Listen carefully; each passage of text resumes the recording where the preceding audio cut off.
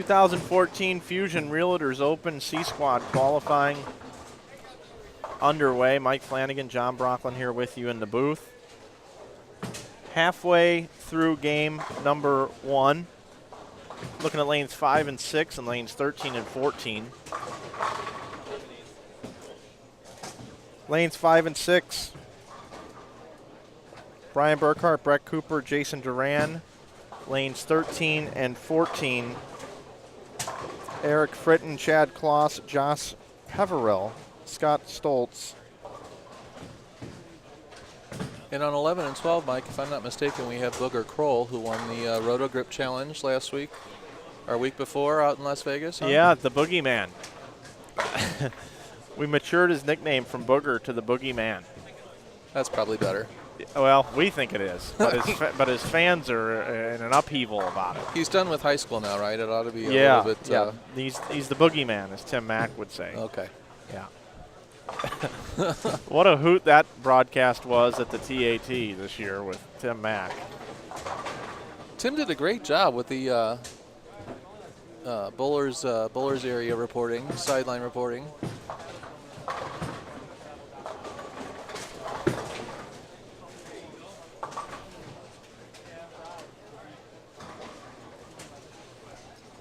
This lane pattern today, if you're just joining us, 2.3 to 1 ratio, 39 feet. 60 will make the cut till tomorrow. Casey Murphy is your leader through 2 squads. Casey sits at plus 262. We're estimating the cut being between plus 80 and plus 100, with somewhere around 90 being the sweet spot.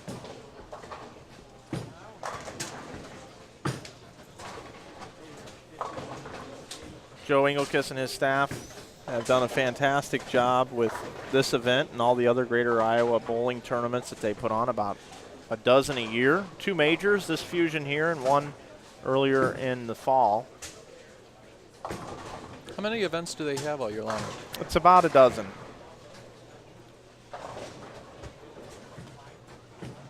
Fritton's playing a little bit deeper than I thought he would.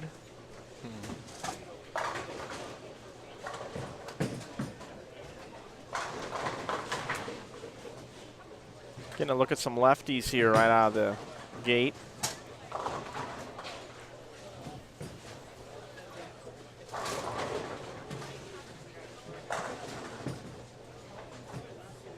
Brett Cooper with a strike. He's wearing his Star Spangled Banner Storm jersey tonight. He's a newer employee than me, and I didn't even get one of those. It's a nice looking jersey. I think it was a Bowl Expo jersey from a few years ago. I think that was a ball change for him too, something smoother, looked like an IQ Tour Solid. He started with an uproar.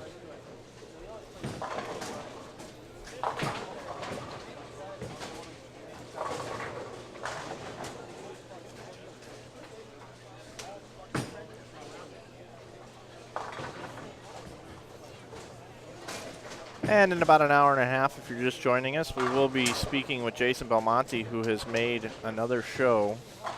He will be the 5th seed on tomorrow's Masters broadcast. We interviewed him last year. We're interviewing him again tonight. It's kind of an omen. So he's looking forward to joining us and answering any questions you may have here in about an hour, hour and a half or so. He's going to go grab some dinner with William O'Neill, as he likes to call Bill O'Neill.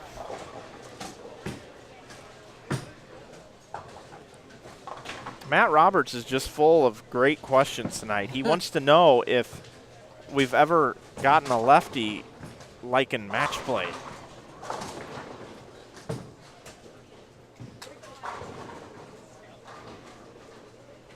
Well, yeah, we have.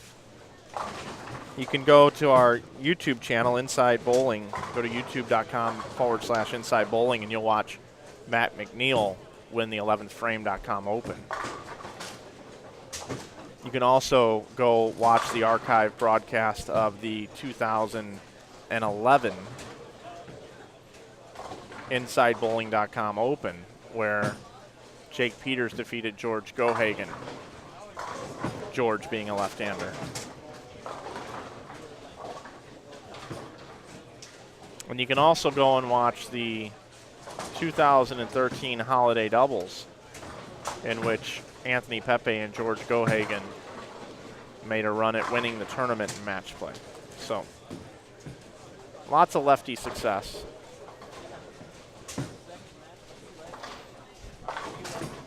We rotate. We'll be here next.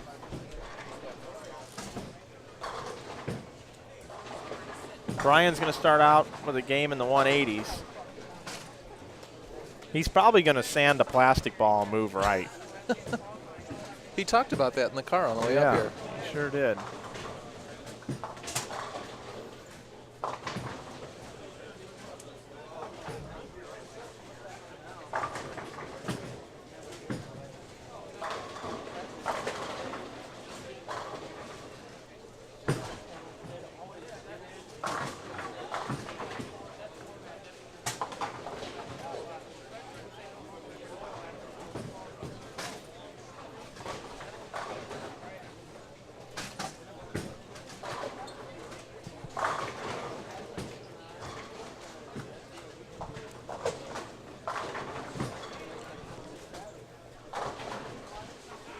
Well, we got 279 going over here on 7 and 8.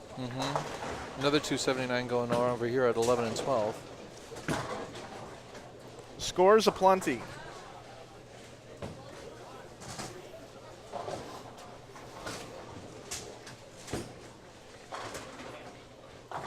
Looks like 267 down on 3 and 4. Front 4, 9 whiff, 4 in a row.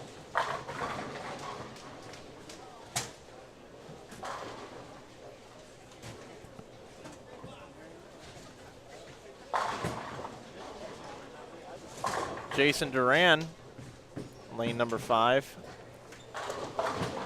245. He fills it up here in the 10th frame. B squared 173 start. Cooper can still shoot 227. First shot in the 10th on lane 6.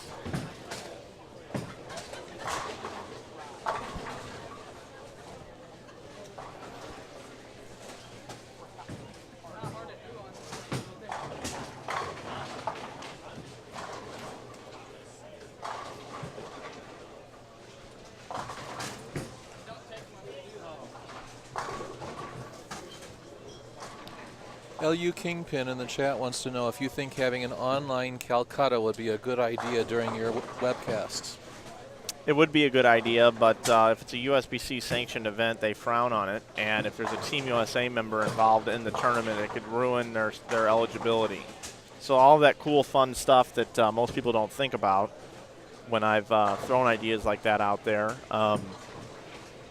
yeah, get spoiled for the whole bunch. Now, and we certainly wouldn't want to ruin anybody. Right, correct. So, but there are opportunities to do some things, and we're looking into things like that. So, live online betting would be fun to be able to do during this tournament, such as, you know, setting over-unders, and you can bet one way, and then someone else can bet the other way, and it's a skill that you're picking one person and the other person's picking the other. Then we take a small fee for facilitating that gambling. But it's like fantasy sports where you actually pick, so there's a skill involved. So, like, for instance, coming up, you know, that you could have said, all right, do you think Chad Kloss or Eric Fritton's going to have a higher game on 13 and 14 going into that game? And somebody could have risked $10 on Kloss, and then somebody else would say, no, I think it's Fritton, and they could have got $10, and they could have taken the other way. And then it would have paid like $18 if you won. It would be a matter of skill because you're making an assessment. Right, and $2 would then go to us for running and facilitating the bet. And then we would take some of the proceeds from that to offset our equipment charges and then maybe wrap it into another tournament, some high-stakes bowling matches. So maybe one day we'll get there. But the thing is, if we go through all that work and then nobody does it, then it was all for nothing. And as it turns out, looks like Mr. Fritton got the upper hand by about 6. 232. Chad's going to have 226. Yeah, so that would have been a good matchup right there. Solid start for both of them. But the other thing is, if you had multiple pairs where you were doing this, people would be screaming, saying, put my pair on, I got money on this, put my pair on.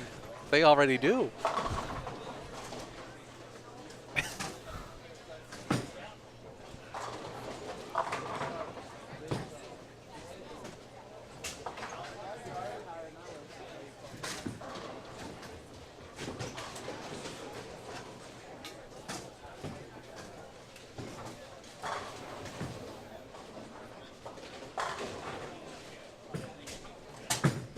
So there was 279 on 7 and 8 there. 278 on 11 and 12. So there's some big scores right out of the box. Oh, yeah. Squad.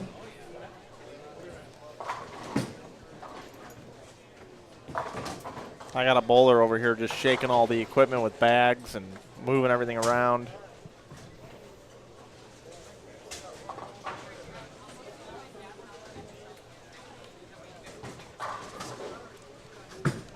So while we wait for some action to happen on our pairs, we'll take a look at a wide shot of the bowling center here. Notice the fans. There's a lot of fans here.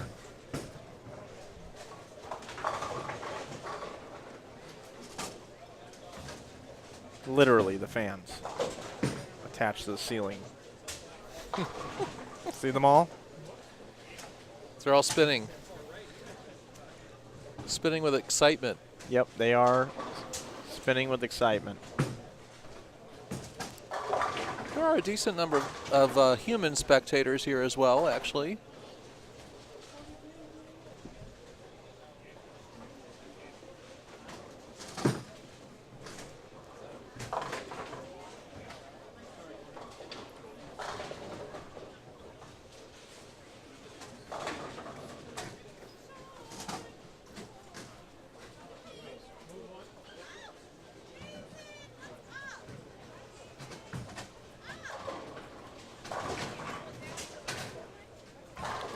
Matt Roberts, we're just trying to stay one step ahead of you, that's all.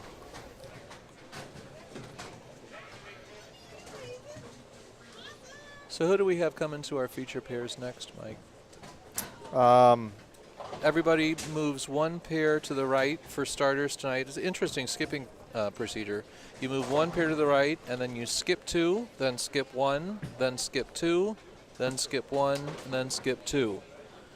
Which this morning, in my experience, was pretty darn interesting because you were never following the same people the game ahead of you, which made some interesting moves and some interesting transition as you went across this bowling center. Yeah, lanes 5 and 6, we're going to have Brian Bowers, Jason Poley, Andy Schutt, Scott Woolwind. And over on 13 and 14, Steve Fisher, Jacob Gens, the Boogeyman, David Kroll, and Nick Crummell. And we'll take you out there now. And I don't know, John, if you know who Nick Crummell is, but he's up on lane 13 right now. And Nick made the finals last year in this building. He's a very established collegiate player, one of the best in the country. I believe will be a top first team All-American this year. Oh, I just watched him throw that shot. He's got a great game. I watched some archives of last year's tournament Friday night. Since I hadn't bowled here before, everybody told me the surface hooks a lot. So I was trying to see what they did on that 45-foot pattern last year, but I did not watch the final, so I had not watched him.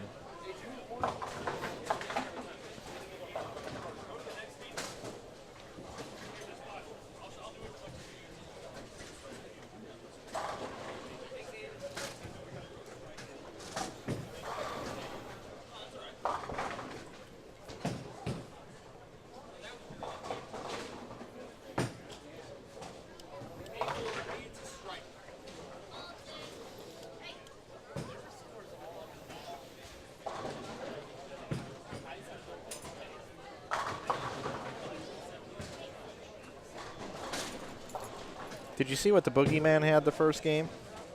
I did not see what he ended up with, no. I think it was a little bit of a struggle for him in the middle of the game, but I'm not sure how it wound up.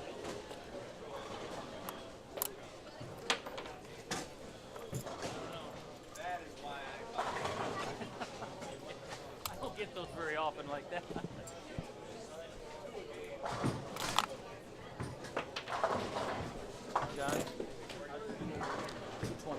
The Boogeyman is Tim Mack's favorite amateur bowler on the planet. Oh, it's going to take a good 100, at least. Probably more like 100. We could probably get Tim Mack to come on and talk about the Boogeyman. Boogeyman's having a little struggling start this game too. Strike and then 6 count with a three out after that. Sure he shot 2. I didn't see him have any opens, though.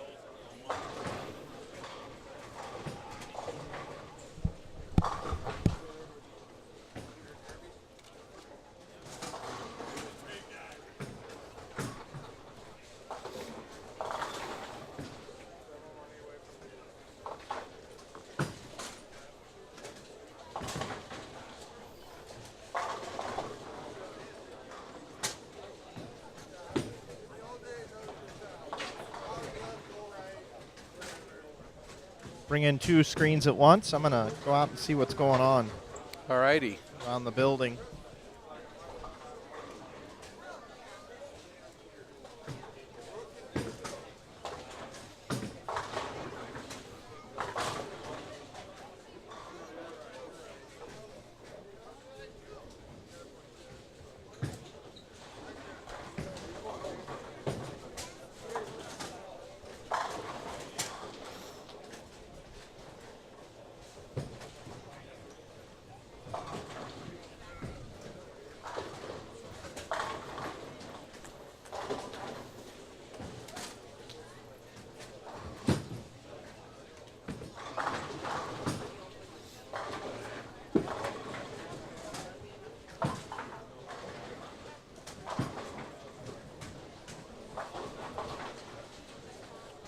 Crummel only opened with 180. He says he's a slow starter. Kroll only had 170 to start.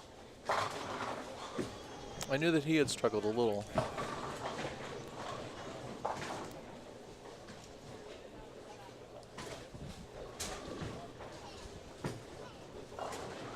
Young Mr. Crummel's off to a good start this game, though. He's got a double up going into the 3rd frame.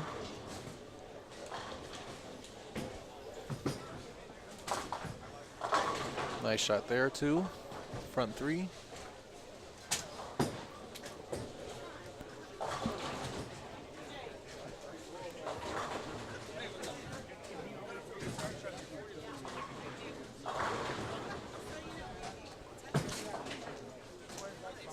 All right, here's an update from down here on the super pair. Rob Gotchall, 278. Aaron McCarthy, 197. Brian Roth, 236. Tyler Sadowski, 220. Rob, 278. Rob Gotchall, 278. Pretty nice game. Way to start, Rob Gotchall. Thanks, Mike. It's a good way to start. With scores a little high, I'll take a big one out of the block. What did you leave? Did you miss twice or just once? I missed on the fill ball, and then I missed in the middle of the game. Went right through the face and got lucky and left a 10-pin.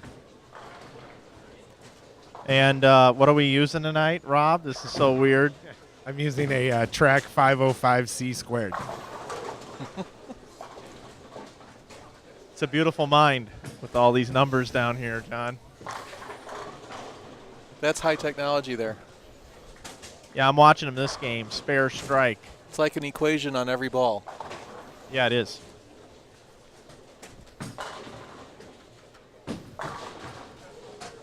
I can start giving them trouble and asking them what they all add up to There you go. and what numbers you substitute for the letters. A little algebra there. Solve for X.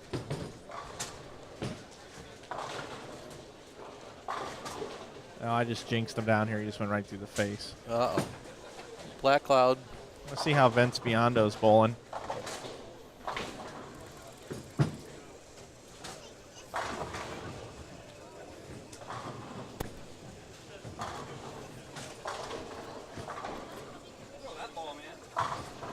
.226 for Vince Biondo. He's down on the end pair, 31 and 32. Do they have all 32 lanes going tonight? All 32 are in operation. I was just thinking of that myself because on our squad this morning, the 2 end pairs were not used. We had a smaller squad. And on the last squad, 31 and 2 were not used. Correct. So full house tonight. That's interesting for lane play.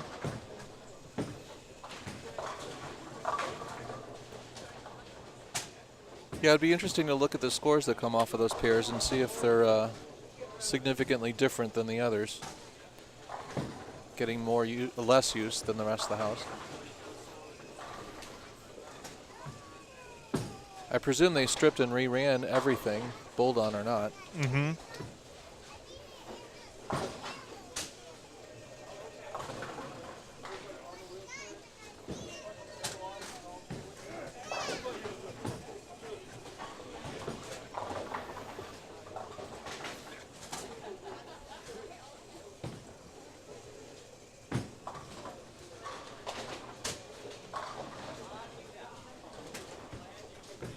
Boogeyman's having a hard time evening out the lane down here. And he's not alone in that. Several people had that challenge throughout the day today, even with the scores as good as they were. A.J. Chapman opened up 243. Young Guns down on 3 and 4. Oh, Burkhardt's got the first 4 this game. He does. He switched to the IQ Tour Fusion. Give him a little better look.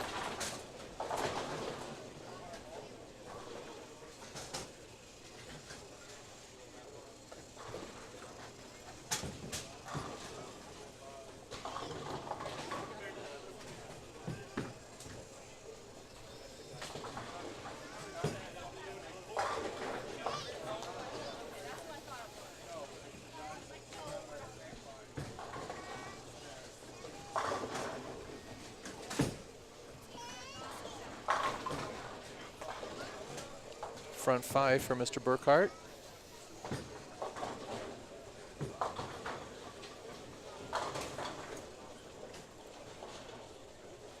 Front 5 for Mr. Crummell.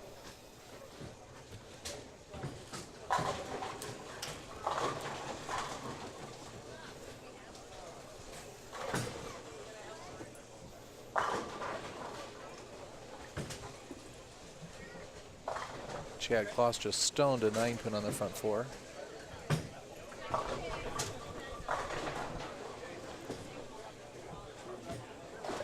So game number 2, early underway, 2014 Fusion Realtors Open. Mike Flanagan, John Brockland here with you at Maple Lanes in Waterloo, Iowa. We've had 2 other squads bowl today, A and B squad. 7 games in each qualifying squad, so you're watching game 2 of 7. Then the top 60 will return tomorrow morning for more bowling. And then we will cut to the top, I think it's 7 or something, 9, is it? 9 bowlers. I think 9 go down to 6, and then the 5th seed, and then 4, 3, 2, and 1. Yeah, there's a pod bracket of sorts for that 5th spot, I think. Brando says that Poley shaved his good luck beard.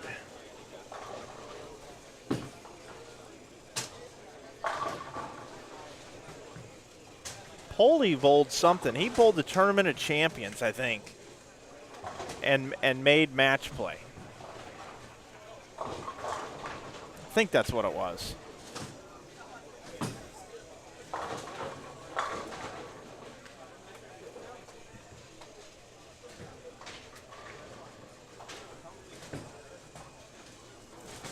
Front 6 now for Mr. Burkhart. Good to see that rebound after that first game.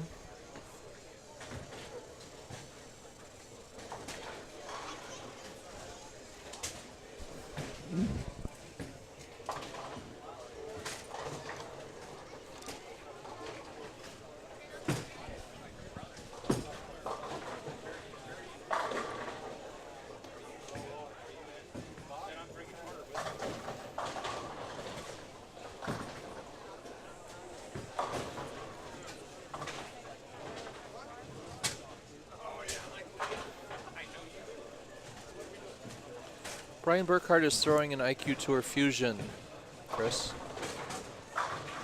Threw 3 different balls the first game, none of them with success, but now he's got this in his hand and he's got the front 6.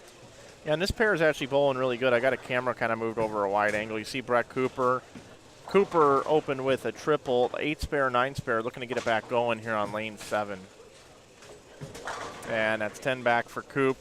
And then Burkhart here creeping into your screen. As John said, he does have the first 6. Looking for 7 in a row. We're going to look at Brian's game. Look at the long ball returns here, the old AMF ball returns. I almost feel like a luggage bag should come out of there and spin around on a carousel. Right out of the ball return. So here is Burkhart now. We don't have the opportunity to black cloud him very often, so here's our opportunity. It's on the front 6. Oh! Messenger knocks out the 10. Unbelievable. Brian Burkhart actually looks like he knows how to bowl.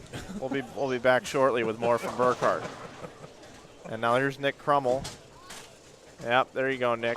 You're welcome for the 2-7 right there, buddy. Crummell opened with 180. He made the match play last year. We talked about it. Crummell, a great collegiate player. First team All-American, you think? Yeah. Where did he go to school, did you say? He's still going to school, right? He still is. Where's he going? He goes to Whitewater, Wisconsin Whitewater. Okay. Getting some help here from DB.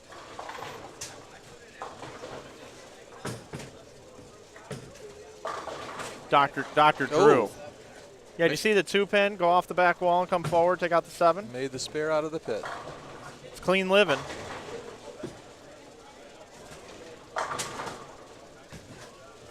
What's this left-hander's name? Lane 8. What's this left-hander's name? Drew wants to know who this guy is up on lane 8. That's Brett Cooper, sales territory manager for this area for Storm.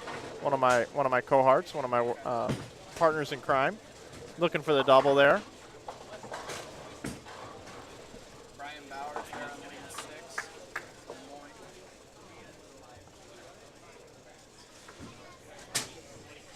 Chris, you're going to like that fusion when it comes in Wednesday. It's been a good ball.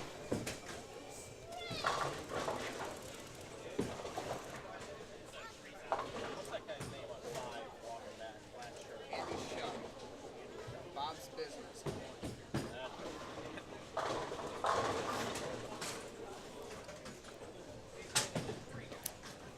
So we'll keep it here, lane 7, B squared.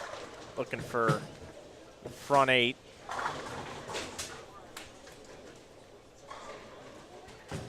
We'll go over here. This is Poley.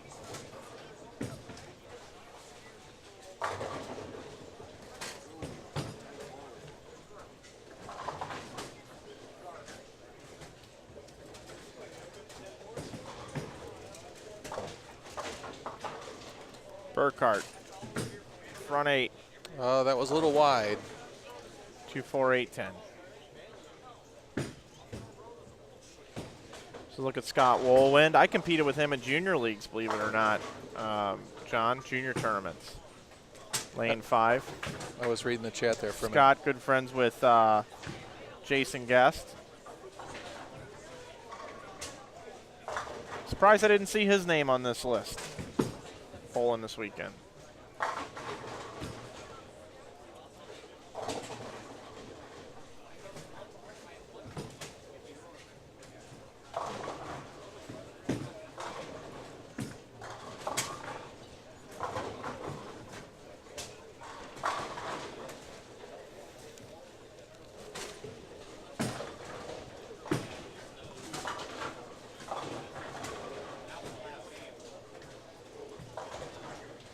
Oh, we've got an update after the first game, C Squad, game number 1. How about Scott Vickery? 279 out of the gate. Rob Gotchall and Jacob Gins both bowled 278s.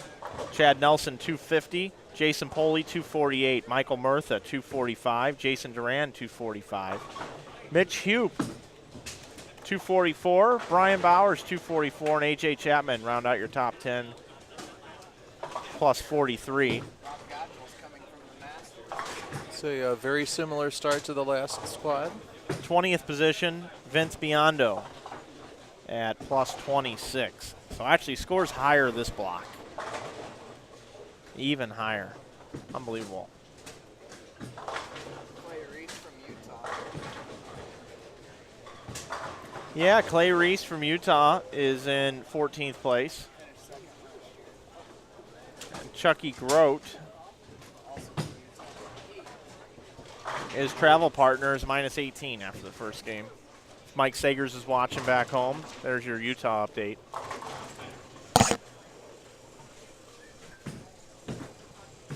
John's up here breaking everything in the booth. It's a struggle with glasses on, glasses off. Oh, yeah. Drinking sodas, moving stuff around, people asking you questions. Wired mic, cordless mics. What is this noise I keep hearing? I keep hearing some noise. Sounds like a roulette wheel. Like somebody's, oh, it's this kid's train. Oh, I got to get that on the camera.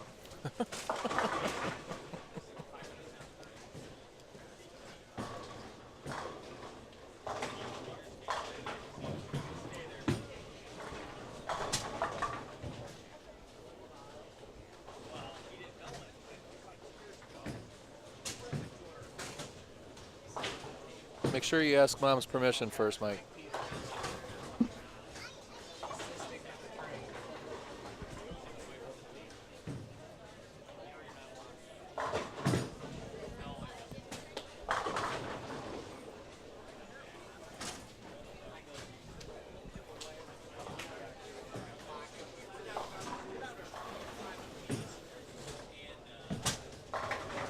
Okay, John, I'm going to train you on the fly, okay? Sure, what do I need to do? Okay, so when I give you the go-ahead to get the train, you're going to click that screen, Okay. okay? You just click. And then when we're ready to go off the train, Click that box. click in that box. You ready? Okay. Oh, the train's actually going. Okay, I'm ready.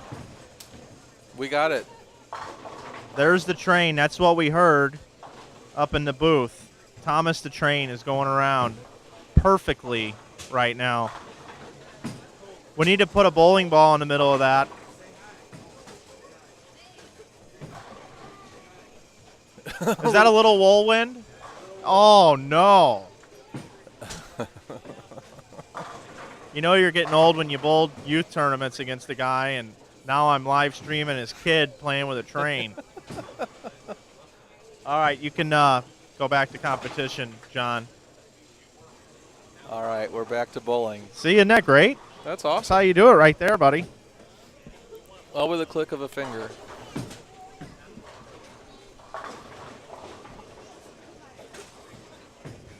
And the dad of the kid with the train is up on lane 5 Yeah, it's Scott Woolwind.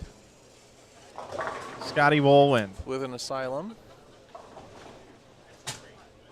All right, John, Little so I'm bit going to light train there. you some more on the fly, okay? I'm going to take the Sure. camera with me. And, Same routine? yeah, but I'm going to see how far I can get with it without it blacking out. So if it goes black, let me know, because I've only got so much range. Okay. All right, so just keep an eye on this. A little training on the fly. Normally we communicate with hand signals, but today we'll just do it on the air. How many headsets do we have? Does he just have 2? Do we still got a picture? You still have a picture. Yeah, tell Drew it's just 2 headsets. Just 2. All right, we good still? We're still good. Okay. We got a So picture. I'm going to get Gotchall. I'll tell you when to come on, okay? Okay.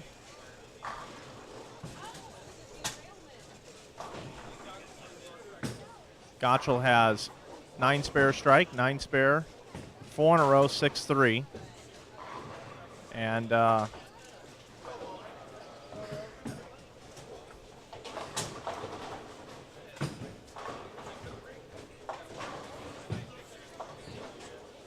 I don't know what Rob's waiting on down here, but okay, we're ready to go.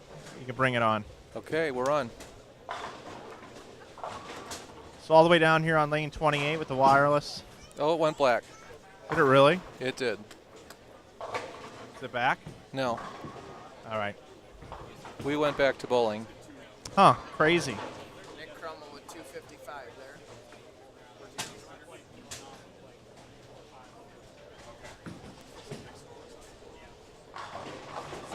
Got any picture again, John? No, I don't, Mike. It's still solid black.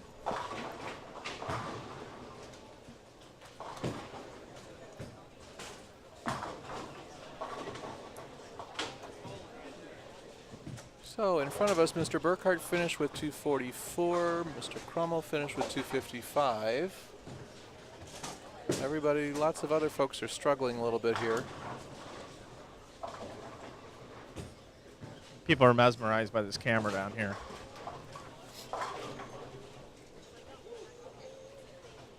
You're still not sending us a picture. That's weird.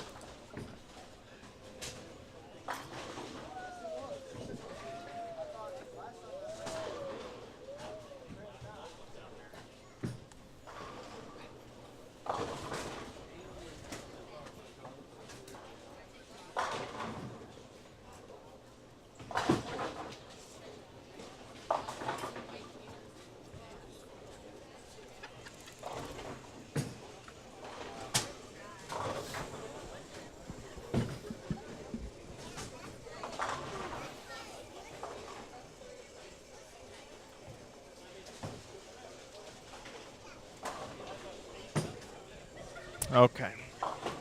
Well, that was kind of fun.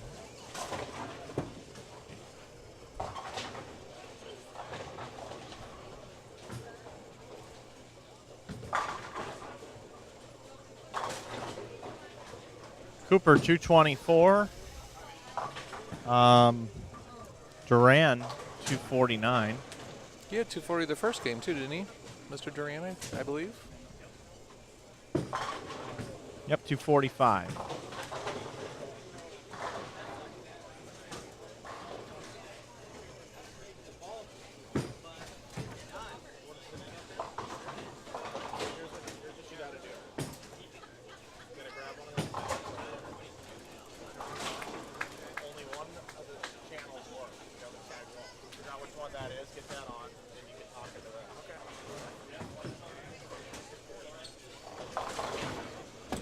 Matt Roberts is asking what our thoughts are about there being no Grand Boot Hill this year. Lack of funding, lack of selling sponsorships, or reducing entry fees, or figuring out something different to do with it. Woody wants to pay a lot of money, and I don't blame him at all. And he'd rather not run anything unless he can pay out a large sum of money, and that's just the way Woody rolls. And I like Woody. I think he runs a great event. I enjoyed streaming the event last year. Unfortunately, you know, Storm was only able to add so much money to the prize fund and couldn't do any more than what there currently was, and nobody else was willing to come to the plate to offer more. So the Boot Hill goes away. I never had an opportunity to go bowl that tournament, but I heard a lot of great stuff about it. Yeah, you know, it's great event. I mean, beautiful bowling center. That's the best part of it. Drew, hit the button on there, the gray button. You go from orange to green.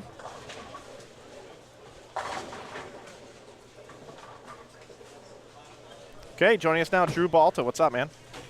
How we doing? All right. You didn't bowl very well today until the end. I did not. What happened Struggled there? The first two games. Played them completely wrong the first two games, to be honest. Way too far left. So, how old are you? I am 21. All right, 21. So you can help us with some of these young guns coming through here. Absolutely. Can you break down lanes 3 and 4 for us? 3 and 4, we got Devin Bidwell on the right with the vice on the back of his shirt.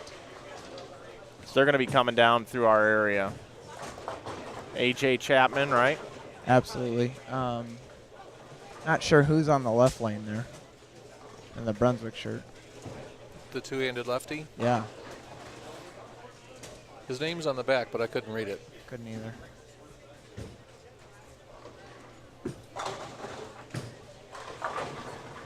But my eyes are 50 years old. You're only 21-year-old. You ought to be able to read that from here. Devin Bidwell on the right lane there, looking like he's throwing the new Motive black ball. Not quite sure. Covert, I think. Might ring a bell.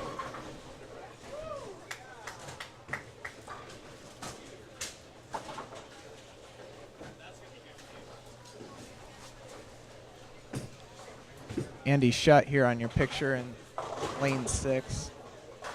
Taking the 7 off the 4-7 for 189.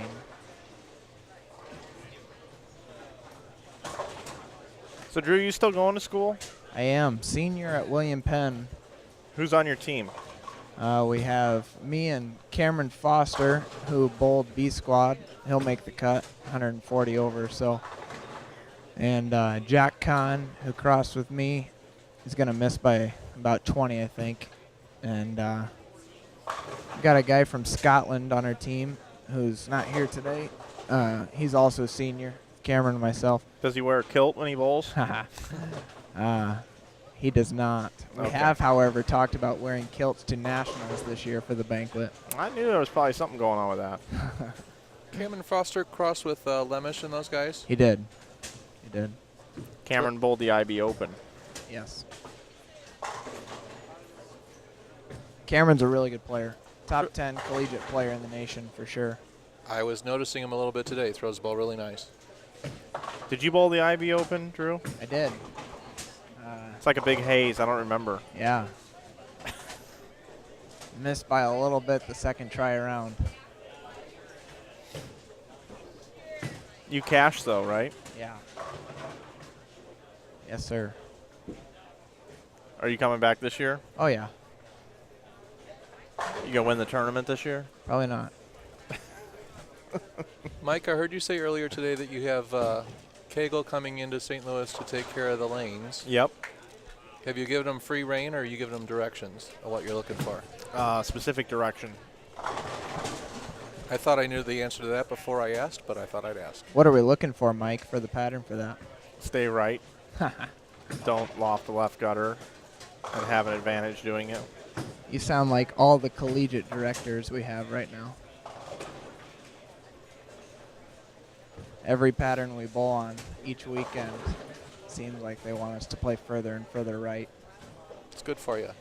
It's true. It's like back in the old days. It's either going to be that or we're going to oil the lane backwards. Jason Pulley here on the left lane, lane 5. Oh, stuffed 9 pin. Going to cost him 220 there. Spares for 2-0. Scotty Wollen looking to clean up the 4 pin here and shoot 230. Lane 6.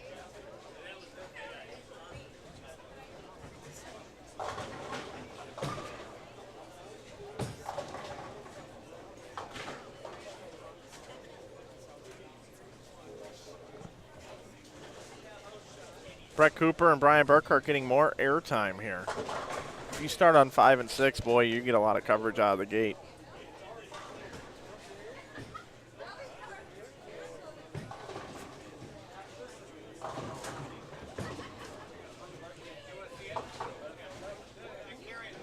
Pulley cleans up the 9 pin. Going to shoot 207 with a strike here on the fill.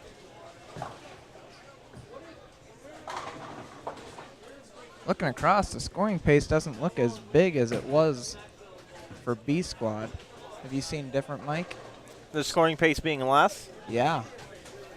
No, I think it's higher. Do you think so? Yeah, you said that about the first game, but they looked about similar to me, at least the top part.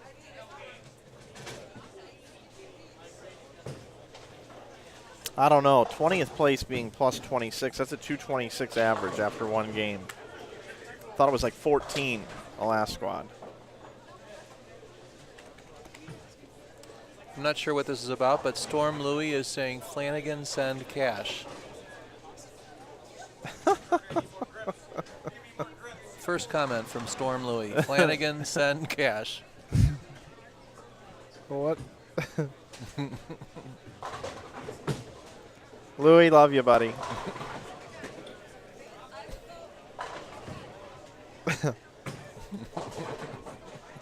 Louie, what happened to your man Breeden today?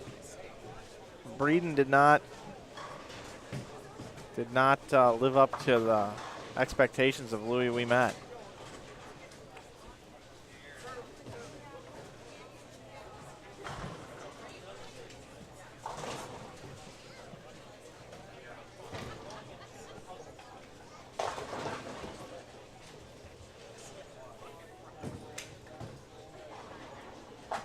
How many are we expecting for the IB Open this year, Mike? 3,650. Sounds like a pretty good field to me.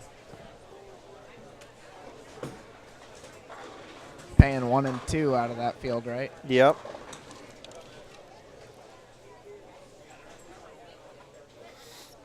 What do you think about E.J. Tackett being the #1 qualifier for the Masters? I think he is arguably the most talented person under 22 years old on the PBA Tour. Completely agree.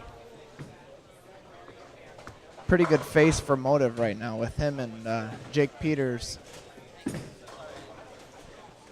Pretty good look.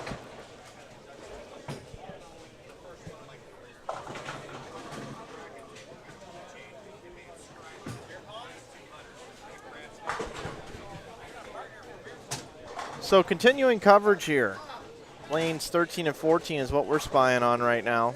Game number 3, Fusion Realtors Open. Drew Balta, myself, and John Brockland here in the booth with you. Live from Maple Lanes here in Waterloo, Iowa. We're looking at Brian Burkhart for the 3rd consecutive game in a row. He paid us up here in the booth to bring him on. And also looking at Brett Cooper, Jason Duran. Duran opened with a pair of 240s. And now Duran up on 13. Strike, spare, strike. Looks like he's throwing a Marvel S there. And there's no action on 5 and 6 right now, but when we do get action on 5 and 6, it looks like we're going to be graced with Vince Biondo's presence as he gives a little nod and a little wave to us up in the booth. Hey, Mike, have you seen Vince's son, Brandon, throw the ball yet? He's about to step into our picture on lanes 5 and 6, isn't he? Yes, he is. Lane 5 here, throwing a IQ Tour Pearl. Lane number 5, Brandon Biondo. Welcome to Inside Bowling. He says, don't do that ever again. I don't want to miss the head pin to the right. Looks like he's got the Drew Balta look going on. Does he have a Pittsburgh Jackrabbits jersey on or something? Sure does. No, looks like it, doesn't he? It looks like it, but it's probably like who knows what. I think if my memory serves me correct, Brandon is a senior in high school. Are these all Wichita kids here? Yes. He brought 10 of them? 10 Wichita kids here. They all bowl in this squad? Wow. 4 on that pair? Wow. Wow. All right. 10 Wichita kids. Got them everywhere.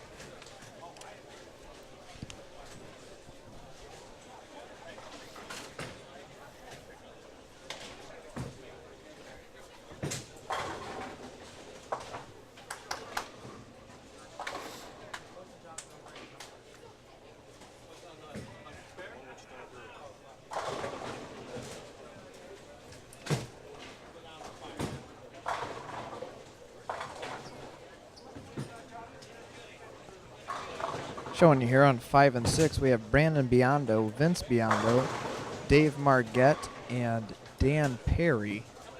Now bowling on 5 and 6, the left side of your screen.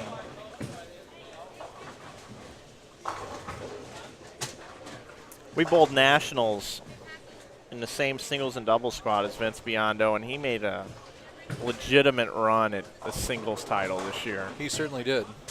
It was well within reach with like 4 frames to go in the last game.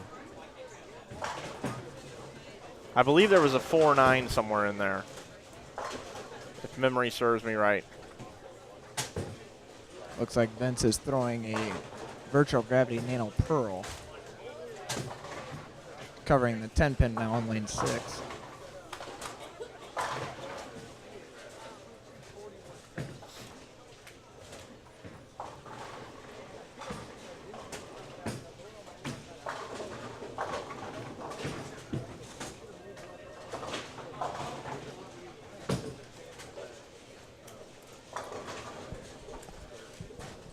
So I saw Jeff Riggles up here in the booth during the second squad. What did he have to say? He only said about 4 words the entire time, and That's was hard about to it. believe for me. I believe it was 11thframe.com. That was it. Go read the Jeff Riggles blog. Did you No. Jeff's been writing some interesting stuff lately. Did you happen to see his idea about how to change the game of USA bowling? Bowling, yep. How to Yes. save bowling. What were your thoughts on that? I thought there were a lot of moving parts and a lot of people would have to get along. And in this industry, it's very difficult to get everybody to work together towards one common goal. I agree. So I think it's great and it makes sense.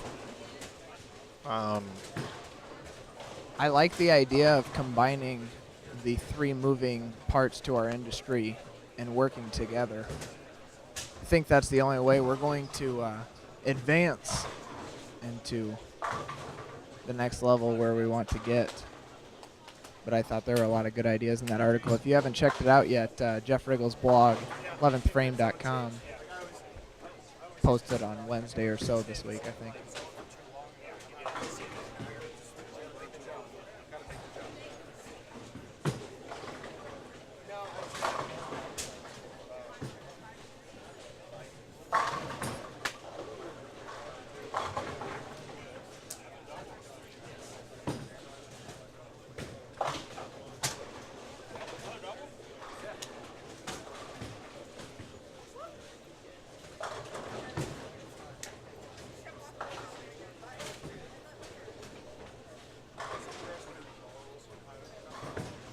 Hey, Mike, tomorrow for our Masters live coverage on ESPN, how many live shows does that make for the PBA on ESPN this year? So far this year, Is that the second or is that the Second. third one? Second one? yeah, TOC and the Masters. There's just something extra about live coverage that just adds a little bit more. Just remembering back a couple years ago, the U.S. Open show when Pete Weber struck on the fill to win by a stick. I'll give you guys an extremely interesting debate. Everybody talks about how the PBA needs to be live, right? How important that is for it to be live. Okay, Yep. fair enough. It's got to be live. Would you agree or disagree? We'll start with John. John, do you watch more live TV or recorded TV? In general, I watch more recorded TV. Okay. Drew, do you watch more live TV or recorded TV? I agree with that statement. I watch more recorded TV. As do I. That's a fact. All three of us are in agreement. Mm-hmm. Okay, next fact. When we are live broadcasting a tournament on InsideBowling.com, this particular weekend right now we have 130 people watching live. I can safely bet with you guys and make a large sum of money from both of you that within 2 months, the archived coverage from this exact squad that we're broadcasting qualifying from will have at least 2,500 views on YouTube. Sure.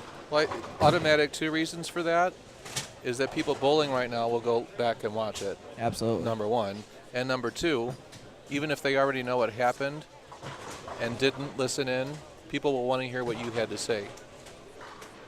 Okay. So this bowling is being broadcasted live right now, and we have 130 viewers or something. Okay. But it's going to get a ton of views after. Sure. Like 100 times. And we all agreed that we watch recorded television more than live television. So does the PBA really need to be live?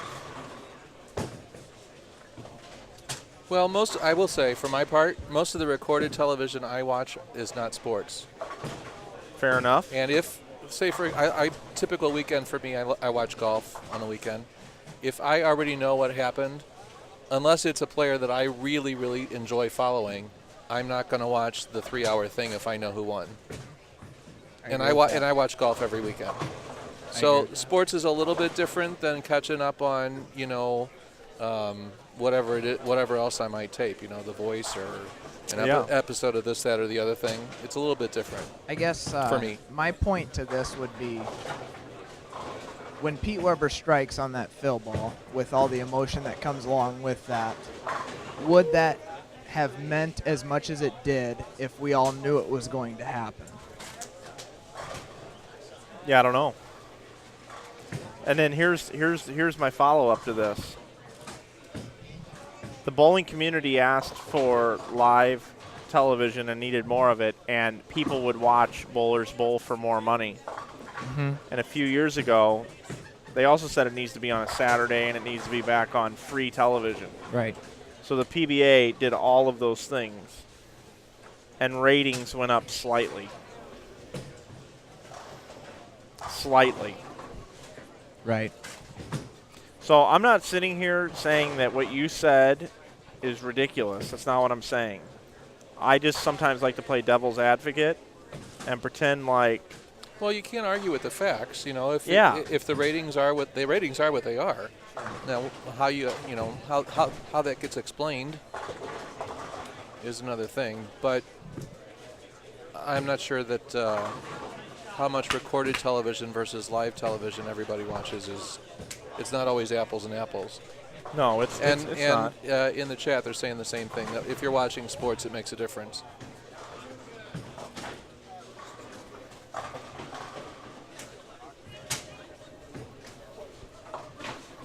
I think there's pluses and minuses to both, honestly. Oh, there are. And I'm not saying that live sports aren't better. Like, I didn't enjoy knowing that Team USA won in a shootout against Russia when I sat down to first watch the Team USA game. I did not like that because it came on at 5 a.m. Now, here's another twist of it for me. Again, back to my golf thing. If it is the John Deere Classic and I already know who won, I'm not going to watch it. If it's the Masters from Augusta National and I haven't had a chance to watch it live, but I know who won, I'm going to watch it. Because, there's an intrigue about that particular course. You want to see how the guy negotiated the last half of it on the back nine. So with that philosophy, if everybody thought exactly like you, John, the PBA should tape the majors and live air the lesser tournaments, like the animal patterns. I'm just being completely ridiculous right now, but I'm just throwing out crazy scenarios based off of facts. I agree. Now, recorded shows, even though they were live, take for example when Tom Hess won the Masters. The emotion displayed in that TV show makes people want to go back, even though they saw it live and watch the recorded version of it. So, same thing with the Pete Weber strike to win the U.S. Open by a pin. People are going to want to go back and watch that again. Oh, sure. Yeah. Here is something I contemplated doing. I contemplated bringing this channel that you're watching right now live 1 day a week for 24 hours of back-to-back recorded past PBA shows from over the years. Okay. And just seeing how much traffic it would generate for people watching it on that day. So we'd show like 18 shows in 24 hours and then shut down until the following week. Like every Wednesday at midnight, the shows would start to come on. Sure. Who would watch that? When you could just go to YouTube and seek them out yourself. Right. Okay. I see what you're saying. But what if I came on halfway through and gave, after each one, it was like, hey, you just got done watching the highest losing score in the history of the PBA at Landmark Lanes, where Norm Duke bowled 280 against Brian Goebel's 296. What an unbelievable telecast we just saw. Coming up next on our second telecast today is we are going to see what happens 2 weeks later when Norm Duke faces off against Brian Goebel one more time in a championship match. Let's take it out to the lanes with the legendary Chris Schenkel and Bo Burton. Enjoy it. And then when that one was done, Duke got the best of Goebel on that day, and Norm, you could tell, was really into what was going on that day. Now let's switch gears and let's go back and watch Pete Weber win his very first title. You know, and you just do 20. Right. How many people would watch that or have it on in the background? Well, what are you thinking? What are you thinking? Oh, right I don't know. So I probably need to do it and see. now? Right. But anyway, no, you're right. Bowling live every week would be amazing. No doubt about it. I agree with you, but we then again have to be realistic and realize how much live bowling costs. Do you realize with the amount of money that's added to this particular tournament in this town, you could run a low-budget national tour stop in this bowling center this entire week? Sure. And you Sure. could pay out $15,000 to first place Right. and run pro-ams, and this whole town would probably just totally get behind it. So why doesn't that happen?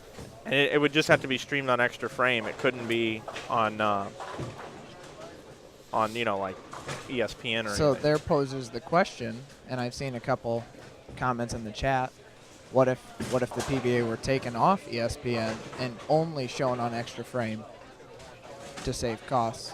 Or if people are going to complain about Extra Frame costing money, what if it was just on some free channel Okay. that the PBA did online? Sure. So those are just some thoughts. Those are some things to discuss. Things that come up quite often on these broadcasts. Right. Well, obviously, the whole purpose of doing what you guys do here, which is awesome, is just trying to expose as much competitive bowling as possible, and that's all Extra Frame is trying to do, whether it costs money or not. If you don't pay the, what is it, $7.99 a month, I think, for Yep. Extra Frame. If that. Yeah, I mean, that's great coverage that those guys provide out there. I know this morning I was watching, while I was at work, I was watching the telecast that they were showing of match play this morning of the Masters before I came up here. It's just great coverage that they provide. If you really want to debate something that'll make you sick to your stomach, is the USBC Masters is on tomorrow, and Bowl TV and PBA are working together producing all the content this week. If you look at all the highlights and everything that Bowl TV's throwing out there, Matt Lawson's there, Lucas Wiseman, all these guys are there. Plus you've got Extra Frame working it. It was great coverage this week. Then today we had a pretty exhilarating final four, Right. vying for 3 spots on the show. You've got a rookie who's the #1 seed tomorrow in EJ Tackett. And can we turn on ESPN tonight or Fox Sports 1, and can we find out about that and basically tease it for tomorrow? Can we get 30 seconds? But the Super Bowl can get Right. 14 hours and 2 weeks coverage And to therein break lies our down problem. everything. Right. Well, when when Russell Wilson drops back 3.5 steps and then moves to the left, his completion percentage is 71%. But when he drops back 2.5 steps and moves 3 degrees to the left, he's only completed 3 passes the whole year. So we're sitting here with our defensive analyst. What in the world does the Denver Broncos need to do to make sure Russell Wilson gets put in that spot more and more? And they discuss it for 5 minutes. Exactly. What if we got that coverage for bowling? Yeah, Where would we be? that's the bigger issue. Speaking of bowling, we've been away from what's going on in front of us for just a little bit. Mike, do we have an update from Game 2 yet? 7 minutes ago, down below here. We'll take a gander. Rob Gotchall plus 112 after 2 games. Chad Nelson plus 110. Justin Schliffler plus 105. Jason Duran plus 94. Clay Reese up to 5th at plus 93. Kloss, Perry, Woolwind, Helmers, Gulbranson top 10. 60 over for Gulbranson. Go down to 20th position plus 35. You know, Mike, as you read those names of this field, how incredible is it that how many states are represented from around the Midwest, and not only just the Midwest, but the outlying states outside the Midwest at this tournament. Just a really, really strong field. Most definitely.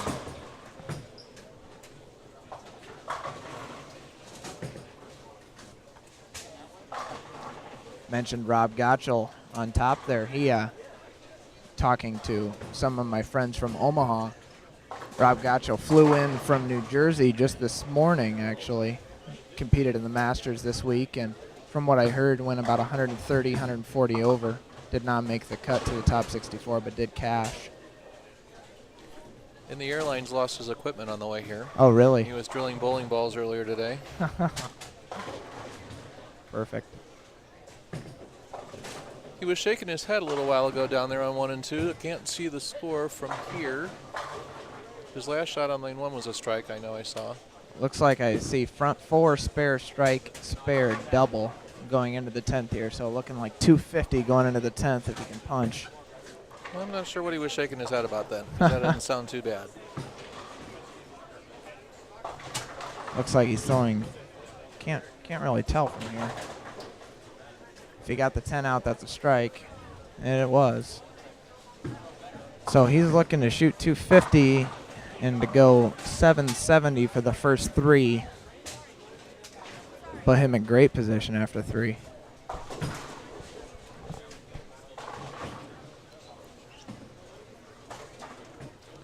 Vince Biondo here up on lane 5. He's pretty deep for game 3. Sure is. Breaks out the 2-8-10, leaving only the 10. I don't think you want to be that deep this early. I think that's the problem that I ran into.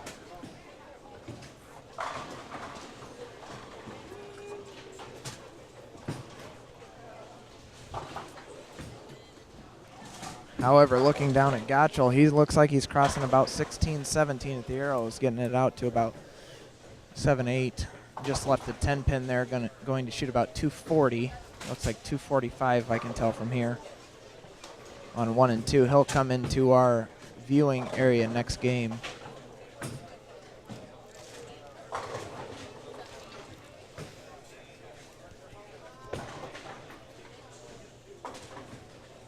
Biondo running over the 10. He's got 119 in the 7th. Can punch for 199. Pace there. Yeah.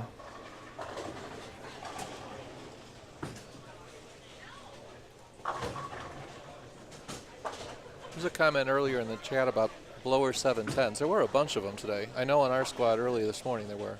Sure. And the transition would happen really without warning. A couple times I was on a 2 or 3 bagger, and then the next 4 frames the ball wouldn't go through the pins all of a sudden. Well, I think a result of that is how much oil there was. What was the pattern? 29 mils? 28, 29, yeah. 28, 29 mils and 39 feet. That's only got one direction to go, and that's down lane. And when all that pushes down, that's going to create the ball trying to fight off the end of the pattern to try to get through the pins.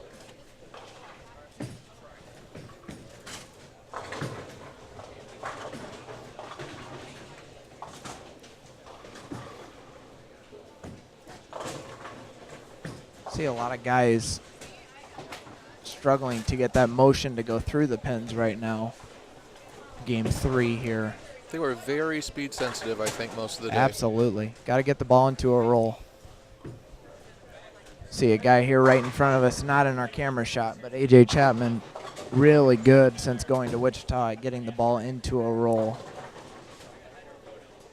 Yeah, See that was him. a great shot right there. But speaking of lower 710s, he's had one this game on that same lane. Yes, saw that. Wichita does a really good job really helping take bowlers' games to the next level. Absolutely. Probably the best program to do so. We have to deal with that on a weekly basis. Sectional assignments came out earlier this week via Bowl.com and Gary Brown. We are in the same sectional as Wichita State, along with Midland and Marion are the top 4 in our sectional in Fort Worth, Texas. Lindenwood with you guys? Lindenwood is not. They are going to Pennsylvania, I believe. That's pretty much their usual draw, it seems to me. Yes. Robert Morris is in Addison with McKendree, I believe. Robert Morris has been tough all year. Going to be tough. As long as they have that kind of lineup with them.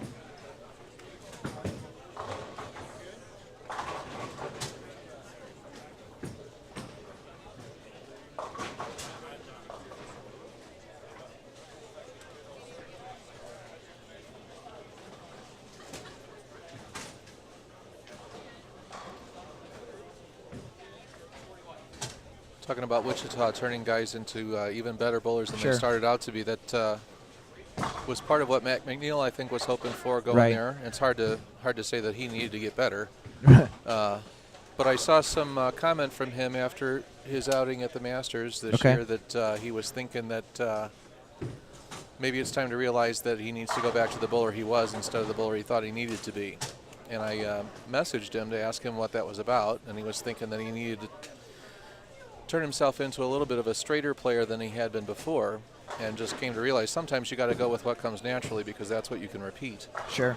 And you try to become something you're not, and that doesn't always work. So kudos to Wichita for what they're able to do with guys in terms of taking their natural ability and enhancing it rather than trying to turn them into a cookie cutter kind of something. Sure. That they can't do or can't be.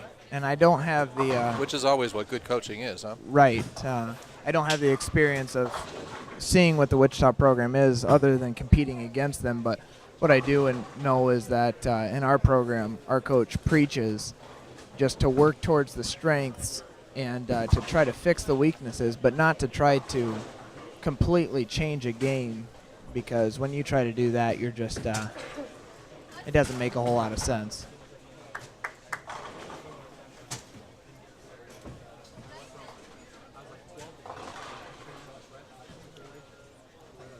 Low scores here on 5 and 6 for our featured pair.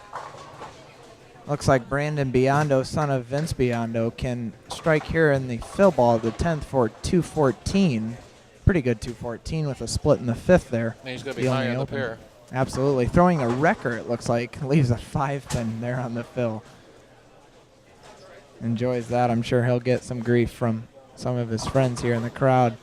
213 for Brandon Biondo. Did he have a wardrobe change this game? Wasn't he wearing like a black shirt earlier? I can't say. Yes, he was, because we commented on the Pittsburgh Jackrabbits. You're right.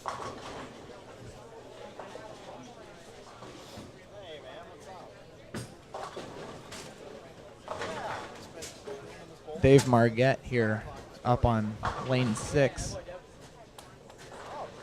Looks like he's throwing a disturb. He is. Finishing up game 3 here, and we're on a countdown to a phone conversation with a very special guest from New Jersey.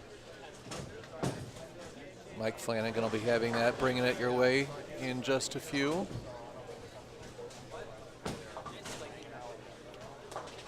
Pretty good scores right here in front of us on 9 and 10. No, that's not in our viewing area. Could we show 9 and 10? I don't know that we have a camera that goes there. What a day, huh? Totally different way of getting there. Far right. I mean, you haven't really had to experience that in a while. There we go. There we go, 9 and 10. We have Devin Bidwell up on lane 10 in the black. Forgive me for pronouncing this last name on lane 9. Jason. Try. Suzowski, maybe. I don't know. We'll call him Jason C with 256. Pretty big number right now out here. Devin Bidwell here strikes on the fill for 267. Looks like a pretty high scoring pair on 9 and 10. Devin Bidwell with the black and the vice on the back. Really good collegiate player. Looks like he's throwing the Brunswick LT48. Strikes on the fill 267. Finishing with the back 8. AJ Chapman now up on lane 9, a sophomore at Wichita State University.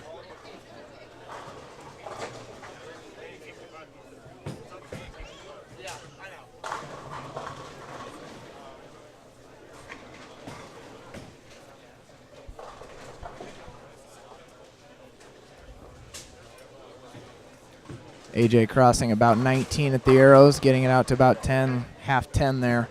Messenger halfway across the deck. Can spare and strike for 225. Yeah, this pair here of collegiate bowlers, 256, 267, 225 possibility. And the lefty here is having a little bit of problems with 180 left. Looks like he's going to be in the 160s. Leaving the 247 there. What is that silver Brunswick ball, Mike? What's that called? platinum or idea? something, I think. Platinum. Yeah, that sounds about right. But hey, guys, I said earlier we were going to have Jason Belmonte on the line, so looks like Belmo's ready to go. So I'm going to do this quick interview here from the Fusion Realtors. So as I said, we had a chance to talk to Jason Belmonte last year at this event, and he went on to win the Masters. And now this year, via a different way of getting there, not being the top seed, Jason had to perform today, and we're happy to have him on the guest line at this time. How we doing, Jay? Good, thanks, Mike. How you going? Doing good, bud. A little bit different scenario today than what you've been used to in the past. Normally, you're comfortably in the show, and today, take us through what happened bowling with Dom, Ryan, and Tom. Yeah, it was a very interesting night, actually. The pair that we were on was playing very, very different to pretty much every other pair that we played on. And it got really, really tricky for some. Tom Smallwood didn't seem to have any trouble striking, that's for sure. But yeah, it looked like Ryan Simonelli had, his left hand of the side of the lane looking pretty good, so he looked like he was going to make it, and so was Tom Smallwood. So it was really between me and Dom with a couple of games to go, and I started off a bit slow, rallied back the second game, and then the last game was pretty much, I split, Dom split, I split, Dom split. It was like back and forth. And then he... unfortunate for him, opened the 10th frame and set the door open a little bit, and I managed to step up and throw two really good shots. Well, one really good shot, the other one was okay, but it was good enough to strike. Yeah, really, we were kind of watching it here while we were live streaming. I was watching on my phone on Extra Frame, and, obviously with the Storm ties that we have, Storm has had a lot of dominance recently on the telecasts, and when it came down to you and Dom, just one of you guys are going to make it, and now you're a 5 seed. You're going to have to run this step ladder to bring home another title for Utah. You think you can do it? 100%. Every time I put my shoes on, I got to believe that I'm gonna beat whoever I'm bowling against. Otherwise, there's no point tying the laces together. So, I think with the show, statistically speaking, I don't know the numbers, but I think. If you get through the first match, you generally have a little bit of an upper hand to those coming onto the show because you get a feel for the lanes. And, yeah, I'm excited to get out there and try and put another win on the board for Storm, that's for sure, and for me. Now, what's the mindset for you going into this one, being the 5 seed, as opposed to, being the 1, 2, or 3 seed? Just being able to, try to run the step ladder. Do you kind of just go in with a different mental outlook or exactly the same as if you were any other seed? That's a really good question. I mean, when you are the number 1 seed or a little higher, generally, you're going to have to play some kind of a transition or a carry down to the pattern. You don't get to have a look at the fresh. So, in this particular case, I'll be bowling the first match out there, so it's going to be fresh. And I think strategically, where I'm going to be playing on the lane this first game would be completely different to where I would have been playing if I was the number 1 seed. So I think I'm going to have to not only bowl well, but I think I'm going to have to be quite smart and make good decisions out there because I'm not going to be able to stand in the same spot with the same ball for the whole TV show. I'm going to have to have a bit of a game plan if I manage to get through each game, what I'm going to do. So there is a little bit more thinking to I guess, think about. Because, yeah, you don't just have to worry about one game. You've really got to worry about how the lanes are going to play for all the matches. Yeah, we've got Jason Belmonte on the phone. He's your 5 seed tomorrow on the ESPN broadcast of the Masters. He's the defending champion. Belmo, today we saw you on Extra Frame, and it looked like you were using a 0 gravity. Is that the right ball, and is that what you plan on starting with tomorrow? Yeah, I use the 0 gravity a lot this week, actually.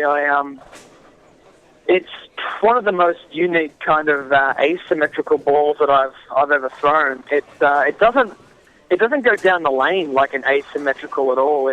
It's really clean to the front and has a really good kick down the lane. So I was able to throw it rather hard and let the core and cover kind of blend the back of the pattern off for me, so I could stay a little further right and use some ball speed and have a ball that, has a lot of torque in the engine. So when it hit the pins, it certainly looked really good. So I drew a couple up to kind of play different parts of the lane, and every one that I threw, depending on what I needed it to do, looked great on the lanes. I was lost in it over the left gutter, or I was playing, 15 to 8 with a bit of speed. It was able to do it all. So I was really, really impressed. And, certainly don't think I would have gotten as far into this tournament without it, that's for sure.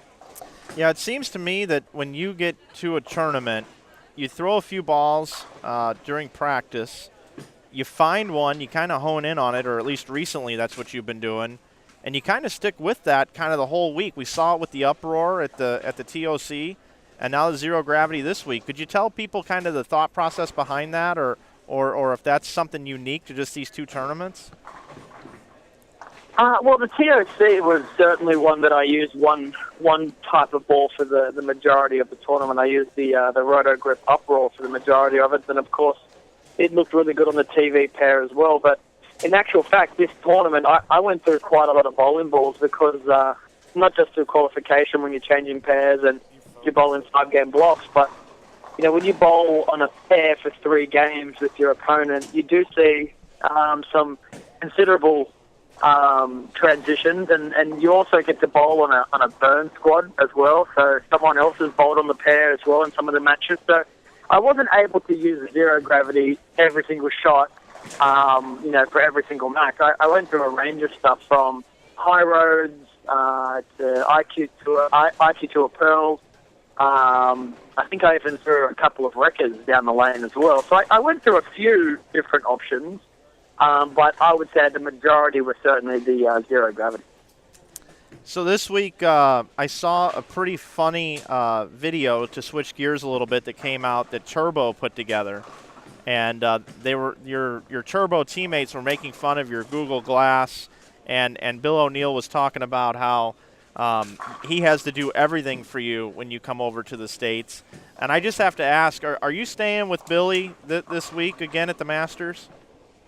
Yeah, of course. Of course I'm staying here. I need all the free soap wash and toothpaste that I can get. So I wasn't going to stay at a hotel and have to buy those things. I wanted to get it all for free. So that's the only reason why I'm here. Otherwise, I would have, if someone else was going to offer me free toothpaste and body wash, I would have been to their place. So tomorrow morning, is it going to be young William taking you over to the bowling center and being your concierge again tomorrow? Interestingly, because we are flying out to the Middle East directly after the show, I do need a lift to the bowling center tomorrow. So we were trying to work out, how we were going to all get there without taking too many cars. So Billy will be waking up early to take me to the bowling center, and I'll be in the passenger seat, probably sleeping all the way, being nice and comfortable in the warm car while he drives me there. That'd be perfect. And what is it that you guys have done since those couple of shots earlier today that you needed to make it in? What have you done today? Where'd you go to dinner, and what's the plans tonight? You going to get some sleep, or what's the plan?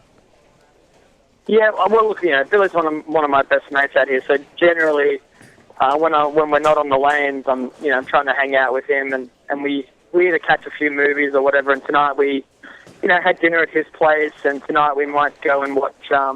One of his friends is in a band, and apparently he's pretty good. So we might go watch him for a couple of hours, and then come back to the house, and I'll probably call tonight while he stays up and watches. Reruns of the Chappelle Show. Oh, okay, got it. Always like to find out what's going on outside of the bowling center, for sure, bud. Anything going on in your world that the folks at home need to know about, or anything upcoming that Jason Belmonte fans can take a look at? I've got a lot going on, Mike. We've talked before in the past about all the things that I've got going on, and I'd probably say that the 3 biggest things that are going on for me right now that I'm excited to talk about would be the IAB. We're reopening up our membership right now. Our membership doors were closed for a period of time so we could focus on membership. We since have signed 2 more coaches in Joey Serra and Bill Spagner to help, become that 24-hour, 7 days a week coaching service for everyone out there. So certainly looking forward to opening that up.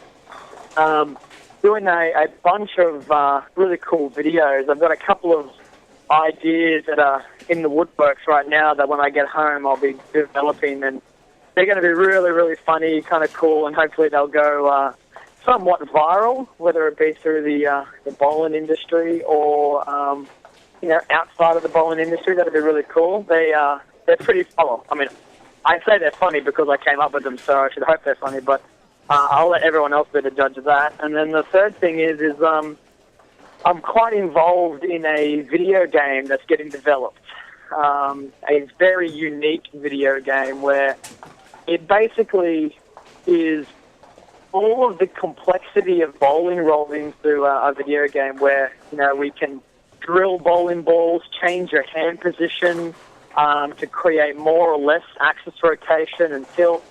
You resurface your bowling balls. You can pick performance bowling balls, weak bowling balls. We have multiple patterns. We just signed a deal, a contract, a partnership with 2 really big companies in bowling. We got Kegel on board to help us out with developing some lane patterns for the video game, and we also got the WTBA to sign on so we can use real-life tournament names and real-life tournament patterns into the video game. So it's going to be extremely awesome. And on top of that, I got great news that we also signed Pete Weber, Norm Duke, and Mike Fagan to be a part of the game. So those 3 guys will be somewhat in the game, where we're going to hook them up with motion capture. So you can elect to bowl like Pete, Norm, or Mike, or myself. You can bowl 2-handed as well.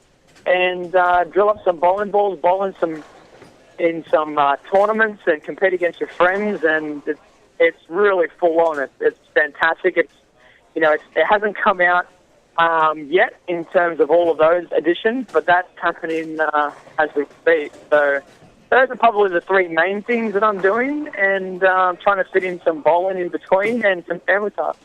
Yeah, it's awesome, man. I know you're involved in a lot of stuff. Thanks for sharing that with everybody that's watching. And we won't take up any more of your time. Just really appreciate you coming on. You came on last year. You got it done from the top seed position. And now this year, you got to climb the ladder. And maybe this will just be a yearly thing that we do for the next 10 or 15 years.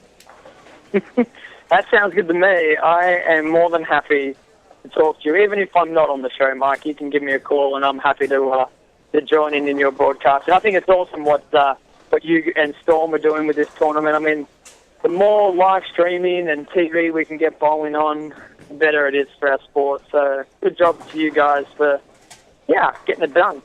Thanks, man. I appreciate it. Give Willie a slap on the rear end for me tonight. Enjoy the band. And tomorrow we'll be watching on ESPN and watching Storm get another victory. Brilliant. No worries, mate. Cheers, and have a good night. All right, bud. Thanks so much. That's Jason Belmonte. Joins us here on the guest line. Always a pleasure to talk to Belmo. John Brockland, Drew Balta. Pretty awesome that Belmo just give us a call and talk to us. He's the 5 seed tomorrow, and hopefully he'll bring home another title to Utah. That would be awesome. Absolutely. We love for titles to come to Utah. So a lot of talent on that show tomorrow. Yeah, absolutely. Back to what's going on here. Rob Gotchall again on a roll. Front 5 on 5 and 6. Up on lane 5 in the 6th frame. Do we know what he's throwing yet? I don't know what that ball is.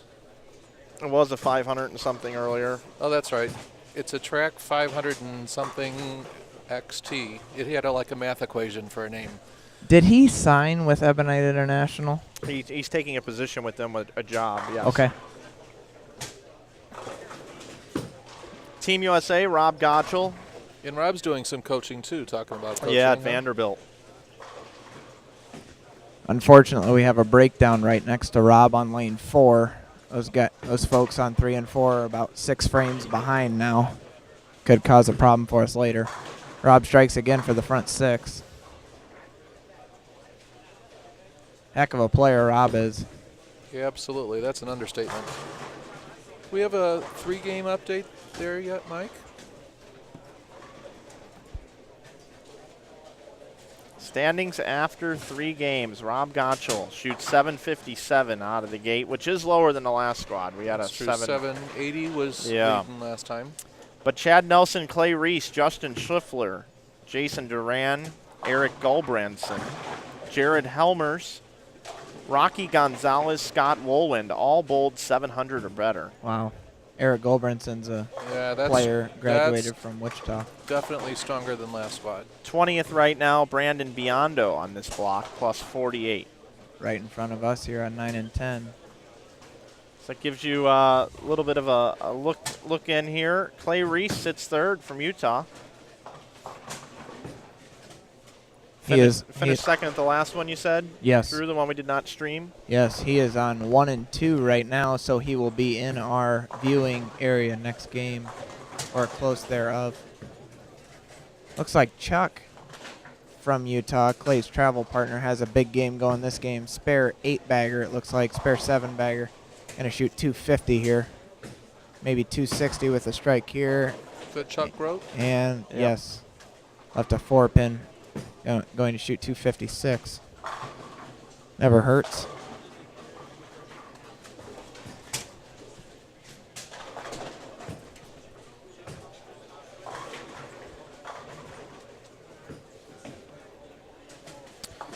On lane 5, you saw there in the track shirt, that is Brian Roth, also from the Omaha area.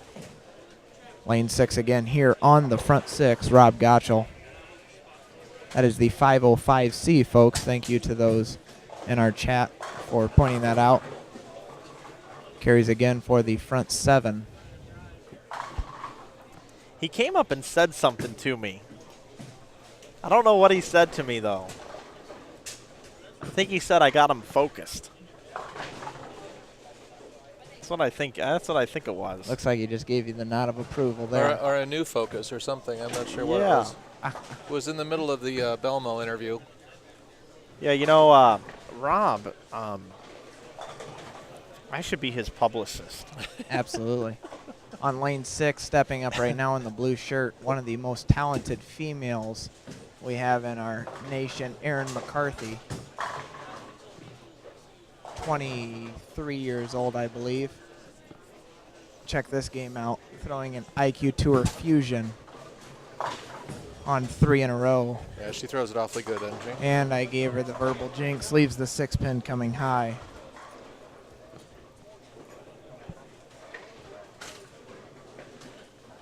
She's competed in the Women's Queens the last couple years. She actually led the Women's Queens last year after 2 days. AJ Chapman sure is throwing the ball good tonight. He has been on one kind of a roll the last several weeks here in the tournaments that I have seen him compete in. Striking an awful lot. Going to the boat, no, that is not true.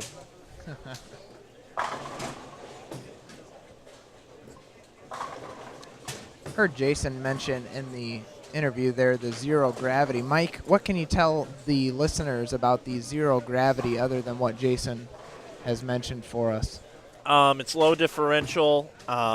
You'll be able to use it over the length of a league night without usually having to take it out of your hand, unlike the sink or the bite, some of the higher early revving asymmetricals that we have. Just the lower diff is what's so important. You know, the IQ series is lower diff, and it really helps blend out patterns. Sure. And the zero gravity is a lower diff with a stronger cover, and a lot of great reviews out of that ball. Mike Fagan bowled 300 with it at the team trials, and there's a video on the Storm YouTube channel. You should go check it out. That Mike talks about why that ball works so well for him. It's an asymmetrical piece that you can use as more of a benchmark type ball for some players. If you have a sink or a bite in your hand and it starts to jump too much and you use those balls on league conditions, the zero gravity is a perfect ball to then migrate to a little bit later throughout your league night. Sure. Going off of that, our college team is sponsored by Storm and Rotogrip. And a lot of the guys on the team punched up the IQ Tour Fusion this last week, as well as myself. And when I was striking, very rarely towards the end of the day, I had a pretty good look with that piece. Very clean through the front part of the lane, saving a lot of energy. Quite a different roll from the IQ Tour Solid and the IQ Tour Pearl. Something very good to fit inside your arsenal if you do not have one yet. See several guys out here throwing that ball today. It has been pretty popular throughout the day today. I did not use mine. Never got to that point in my game plan, but ball's been pretty good for me too. Well, I think we figured something out here. If you look at some of the top selling balls, the Wrecker, the IQ Tour Fusion, and the Uproar, all three of those balls, when they go down the lane, they actually look like they're revving more than they are. Mm-hmm. And bowlers like to see that because of the contrasting colors. Sure.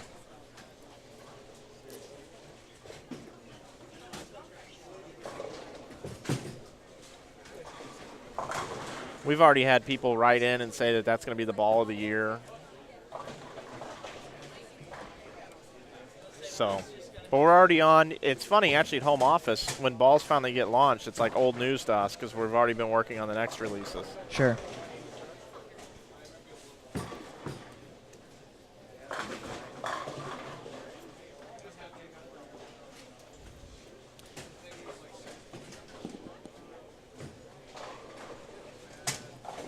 Devin Bidwell up here on lane 13.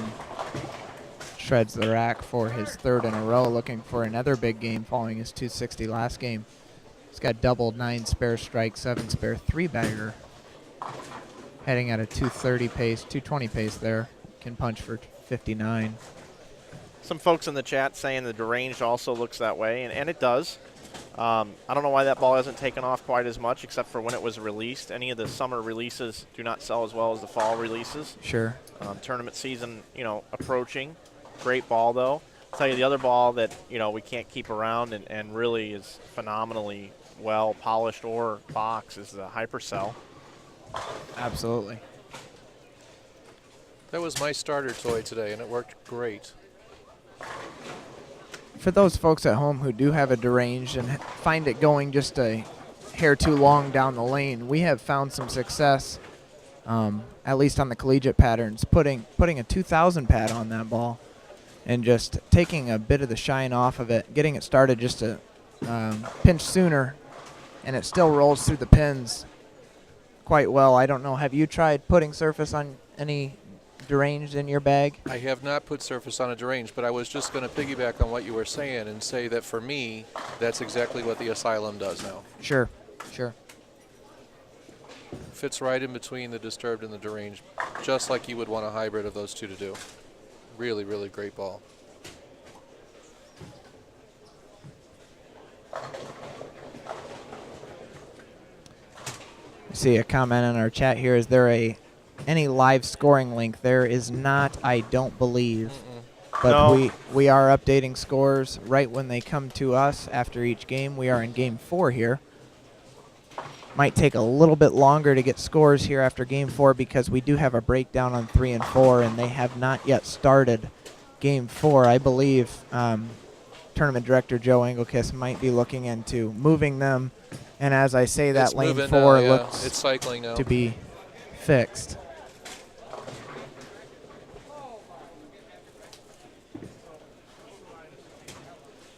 I've got tagged on Facebook from Tyler Clem, says Mike Flanagan's doing some preaching on the live stream.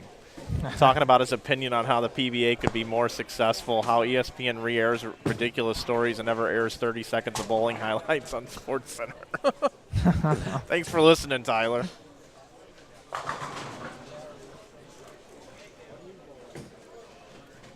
And I wasn't stating that how the PBA should be more successful. I was just stating that, I talked to Tom and some of the other folks there, and, Tom listened to the bowlers. And the bowlers said, we want more prize money. We want it live. We want it on Saturday. And we want it on ABC. Absolutely. And how did the bowlers respond to that? The ratings went up about 15%.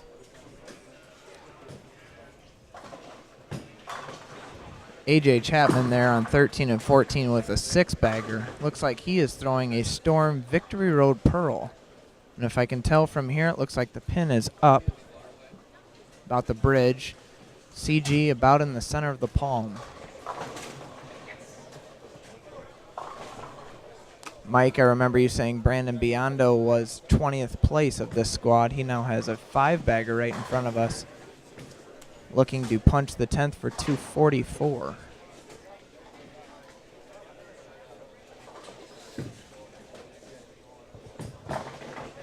Rob Gotchall has got himself another ho-hum 270-something game. Yeah, shake it off.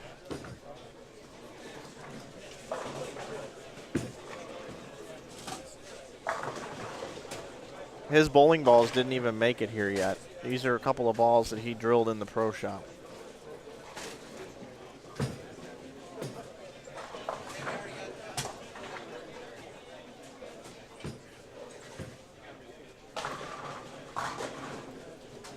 $279. Team USA's one and only pride and joy, Rob Gotchall. He mentioned earlier that he's going to get hazed when he goes to the training facility. Barnes and Fagan already said, welcome, rookie. So that's what, 1,040 for his first 4? Yes, 760, I think you said, right? 760 on top of 279. So we're 4 games into this block, and he has almost taken the lead. Devin Bidwell with a strike there, the first ball in the 10th on 13. Folks watching at home, this is about as good as your game can get right here on 13.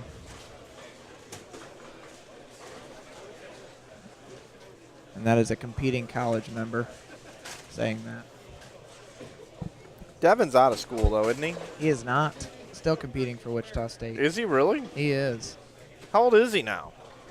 You know, he's about my age, I think. Maybe a year older than I am. He looks older. He does. This one here puts him into the 230s. Once again, throwing that Brunswick LT 48.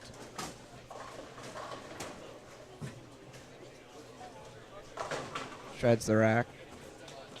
Strikes on the fill for 236. Another big game. Aaron McCarthy quietly down there on 5 and 6. Going to shoot 230 here with a strike in the fill. 230 even, leaving the 6-pin.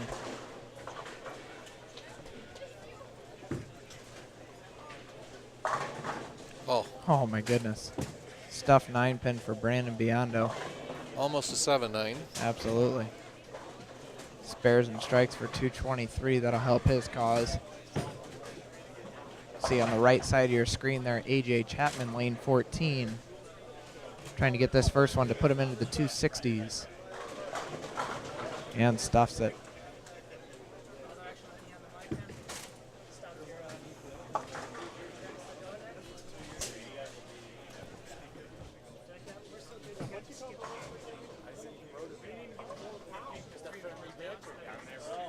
Eric Goldbrinson right in front of us telling us that lane 3 and 4 is actually skipping game 4 going to their next pair, which will put them a full game behind the rest of the squad.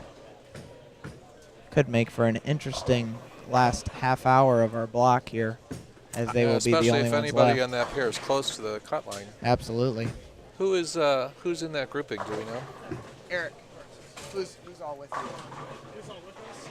It's me, Mitch Houpe, Matt Helmick, and Justin Swaska. Justin Swaska, Mitch Houpe, and Matt Helmick, with Eric Goldbrinson in that group that will be skipping game 4. So those 4 are going to have a game to bowl after everyone's finished tonight. Absolutely. Ace 3099 says, hey, Mike and John, my son is currently 7th overall, and he goes to Midland. His first year, that would be Jared Helmers. Awesome. Glad you're watching. Great. Saw a comment, who's leading? We always like to have proud parents tuning in. Absolutely. And if you want to see how the scores are going, here at the 2014 Fusion Realtors Open during the C Squad qualifying. You can go down below your screen when you're on the InsideBowling.tv page, and you can click on the Event Information tab, and you can go down and look at C Squad, A and B Squad combined, C Squad entries, and if you go down there, you'll be able to look and see how your favorite bowler is doing. Ace 3099, Nick Pate bowled earlier today. I don't remember what his score was. Yes, he crossed with Cameron. AJ Chapman struck the fill there for 279. But I believe if you're watching on Inside Bowling, you can click on that blue box right under your video box, and you should be able to get the scores from the previous 2 squads as well.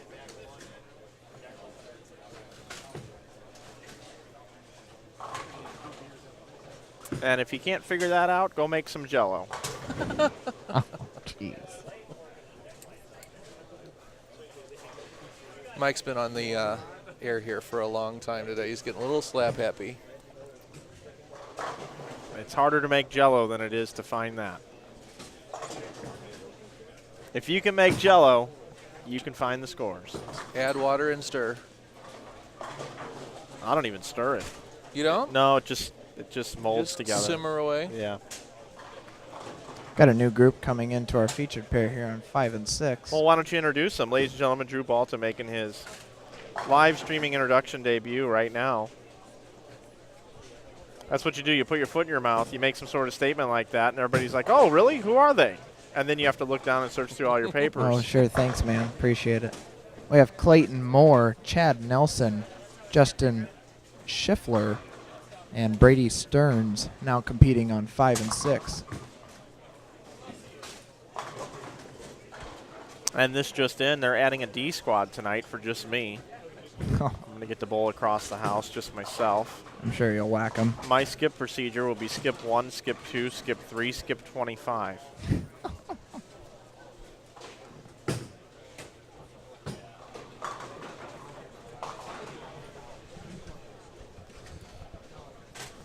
Ace 3099, I'm tracking with you now. You are Nick Pate's parents. Congratulations, he bowled well. Yes, he did.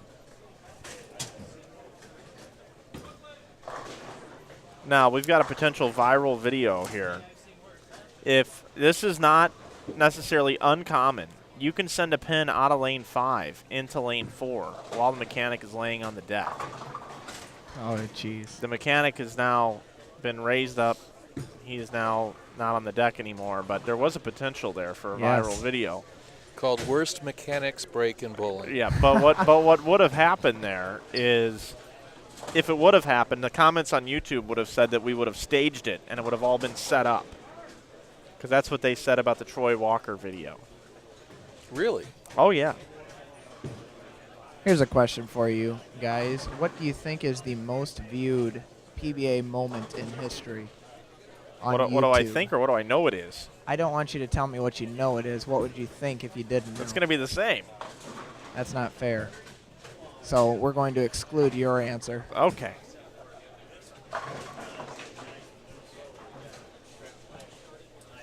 John, what do you think?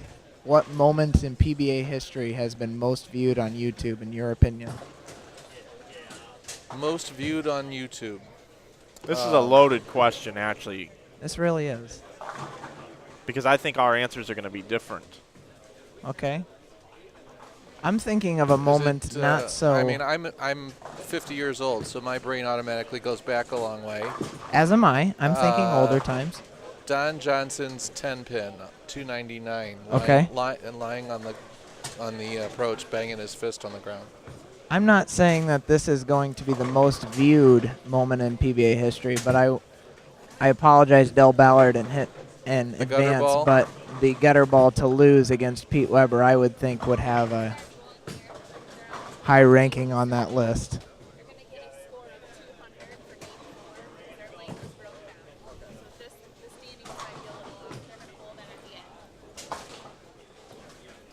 Another interesting moment would be Walter Ray's conversion of the Big Four, the only time in history that's happened on television. The most viewed video on YouTube is Osku Palermo lofting it over the stool. Okay. Is it really? Yeah. Interesting. But you could technically say that no, it's not. It's Pete Weber's U.S. Open. Right. Because people made remixes of it with music and stuff. And if you take all of the different things on Who Do You Think You Are, there's one that says, Damn It Right I Am. And if you combine all those together, then that's the most viewed. But if you go to the PBA YouTube channel and you click on videos and most viewed, it's Oscar Palermo. Huh. And I can get that number for you.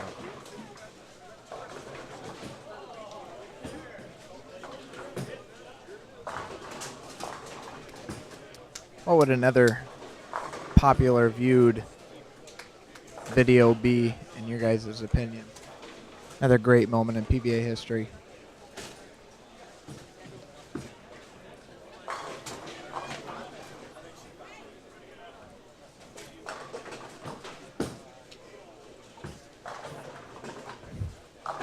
I just saw one there on the chat.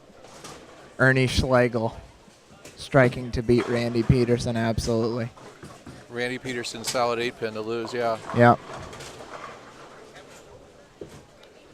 Enlightening, certainly this does look much easier than what you were watching the USBC Masters. The pattern is only a tad bit less demanding numerically. This is 2.3 to 1 ratio. I believe the Masters this year was 1.96 to 1.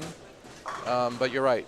This circumstance is playing a lot easier than the Masters. Front to back is completely different. It's a different lane machine. The Tour uses, actually, no, they used a Kegel this week, actually. From what I understand, it was a Kegel machine at the Masters. But just front to back, yeah, as you look at how it goes down the lane, it's completely different the way it's sloped. But back to the YouTube question. Oscar Palermo's over the chair, 518,000. Voss is 710 on extra frame in a critical match in a doubles event with Deandre Asbeatty, 243,000 views. Rash and Belmo, the bottle incident, 158,000. Oh, sure.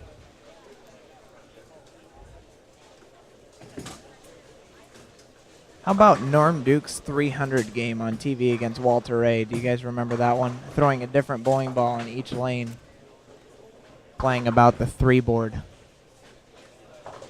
I've gone back and watched that one a couple times myself. Now, if you type in pro bowling and you sort by the amount of views, 6 million views for a make-believe Lego figurine bowling video is the number one. 4-year-old bowling champion is 4.9 million views. And then the Pro Bowler Fall, which is Josh Blanchard, 1.8 million. Sure. Poor Josh. Analysis of the modern 10-pin bowling swing and release by Dean Champ has 1 million views. That's actually a really nice put-together video. I don't know if you've seen it or not. Yeah. So, yeah, just going through, just looking at this. Norm Duke's trick shot. The towel shot? Would that be? Spinning ball shot. Okay. So. Oh, that's right. Spinning the ball down the lane and then throwing another one around it to pick up the split. Remember seeing that. Yep, so that's pretty much it. For some reason, if you type in pro bowling, the one that we did doesn't show up. So I'm going to put in bowling. Going back to one of the questions we posed earlier, Holly Harris from Wichita State has informed us that Devin Bidwell is 24 years old. He will be 25 in March. Thank you, Holly.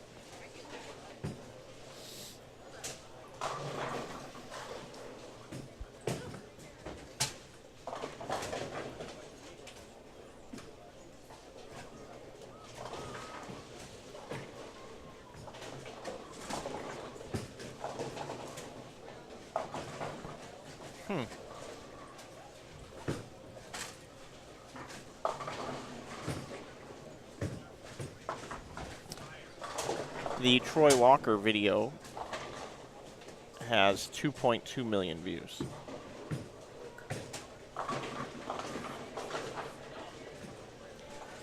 Different group of competitors on 13 and 14 now with Brett Lobdell, Steve Inman, Kurt Blankenberg, and Richard Bates.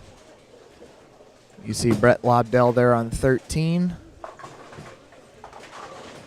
One of the only full rollers out here. throwing a Rotogrip Hypercell.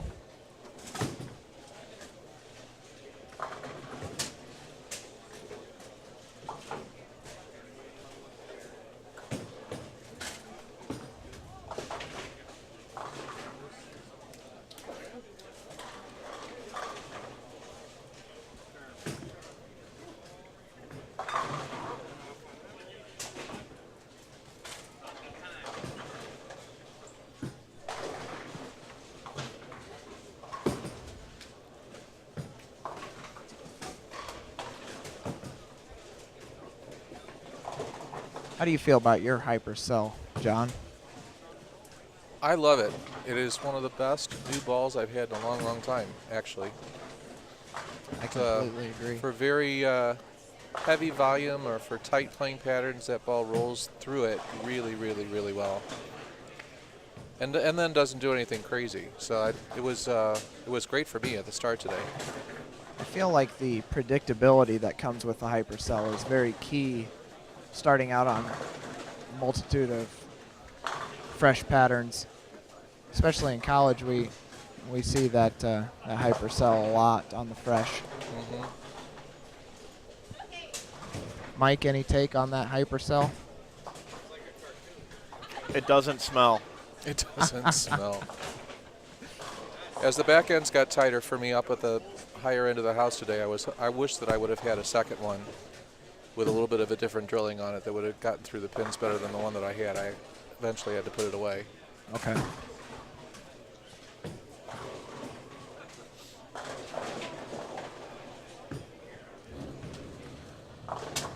But it's a great toy, no doubt about it.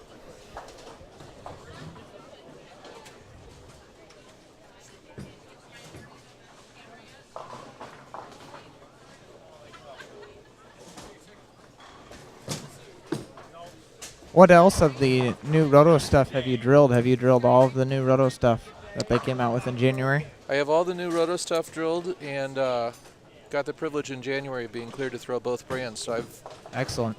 I've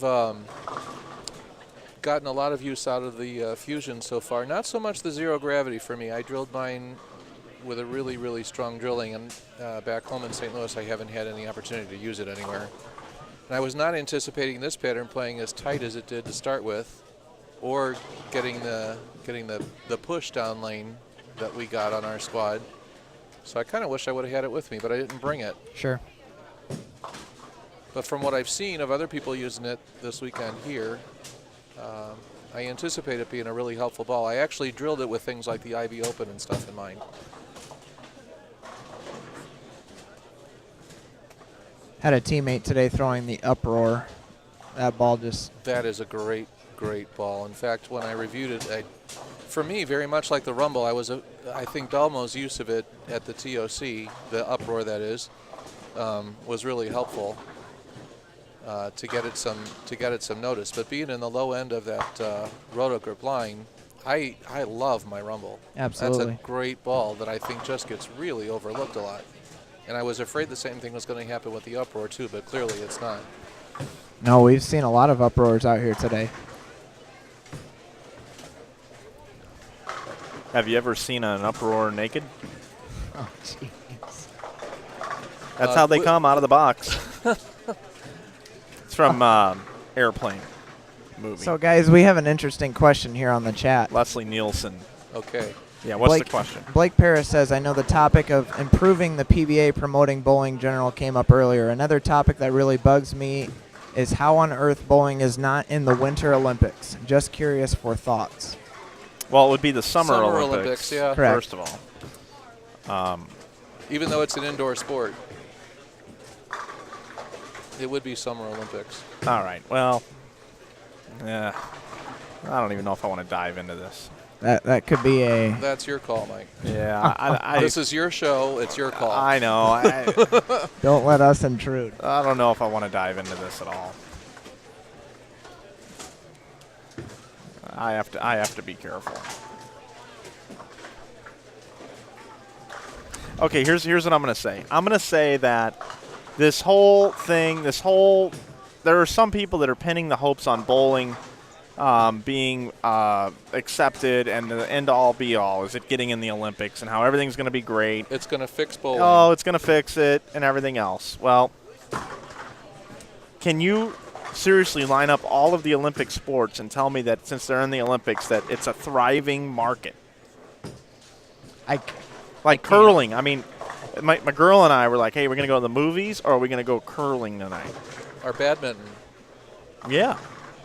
Nothing against people that play those things. What I do think, though, is that the Olympics can bring a different light on those sports that you would not see normally without the Olympics. Well, sure, we get more TV coverage. Sure. Right.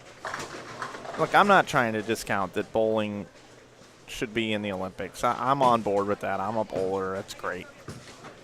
But I kind of get sick of hearing that, though, all the time. But anyway, you wanted my take on it. Okay. Here's what I would suggest you do.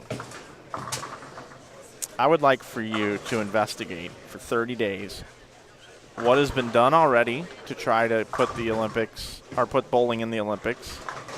Plenty, I believe, huh? What is going to happen, what's going on right now, how the process works, what our strategic plan is, who's in charge of it, and how it's all going to go down. And then I would like for you to talk to the three powers that be, the USBC, the BPAA, and the PBA, and find out their take on all of it and how all of that works. Because they're all ultimately going to have to be involved in the process because the PBA is going to have to sign off on those players being allowed to go compete. The BPAA is going to have to facilitate some sort of Olympic bowling center promotion qualifying effort. And the USBC is the governing body, which will have to be involved. John, I'm going to push that entire Mike Flanagan proposition over to you. That's a research project that I'm not sure that I have time for. Jeez. Leave it to Jeff Riggles. That would be the person we want to put in charge of that. Yeah, he was in charge of Jim Sturm, and we saw what happened there.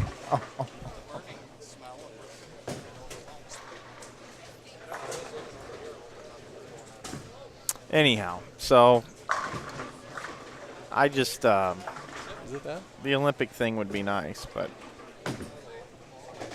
hold on a minute. These guys over here had a burnt cigarette. Somebody put in the thing. It's all taken care of now. Has nothing to do with anything we're doing. It's outside. All right, so moving on. Yeah, we had a little bit of concern here for a moment. People were getting a burnt smell, and they thought that it was our computer, but it's not. We are happy to We're in report good that shape. it is not us. Something behind us happened with a cigarette, which has now been taken outside. Correct. That's exactly right.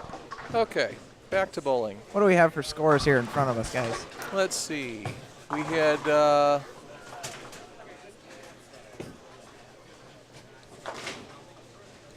front five that got interrupted with a 379 379 on 14. We have a couple of strings working on lane 5 and 6. 4-bagger and a 3-bagger looks like.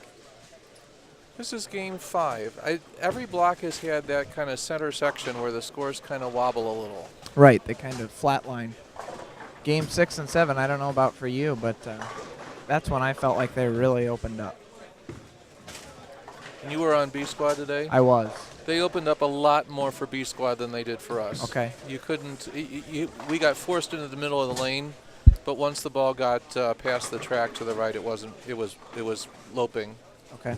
We didn't have the recovery from out there that you guys did. You guys had a lot more high rev players on your block though than we did. Right. I just felt like if you could get. And they stayed right longer, so everything out there down lane right of to me, everything out there down lane right of 10 opened up a lot more on your block than it did on ours. Sure. Here in the chat, they say that we hear that AMF and Brunswick were arguing over who would be the maintenance provider, and that's why it's not in the Olympics. No, that has nothing to do with it. If it were that simple, somebody would just go thump one of them on the head and flip a coin, and we'd be in the Olympics. And they'd trade off every other 4 years. So there's solutions to that.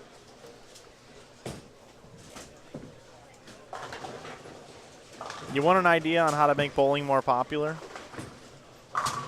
I'll give you an idea. You put it on Showtime or HBO. You allow the bowlers to curse. You create drama.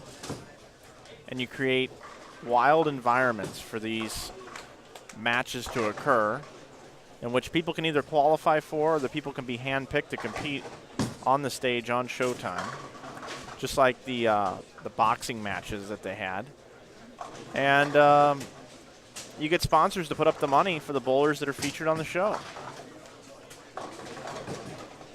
Or it needs to become part of, something that's become a cult series for people to watch, like the Real Housewives have to go bowling or something, as a regular part of their. Or bowling center rescue, like bar rescue. There People you could go go. in and they could redo bowling centers, but it costs a lot more money to redo a bowling center than it does a bar. Drivers, dine-ins, and dives. You could do bowling center. Bowling center impossible. Yeah. Bowling center makeovers. Yeah. Oprah Winfrey could open her own bowling center. That would help bowling. In fact, where was I? Someplace, maybe it was on Facebook. I was just reading. There was a thread similar to that. There was a suggestion to take one of the standout bowling center proprietors around the country and create a series like that and send them into bowling centers that were struggling. I remember seeing that. You remember seeing that? Yeah. Rob Gotchall here up on lane 11. That lane is on fire. Sure looks like it. No, it was the trash can back there that was on fire. Well, different kind of fire. Gotchall's pacing went- 190 here. He went through the face on that lane in frame 3 and converted the 3, 6, 7, 10. And then struck, and now he's back through the face on that lane again. Did you see that strike in the fifth that he had? I did not. It's a trip 4. Aha. So he's moving, and it's not enough yet.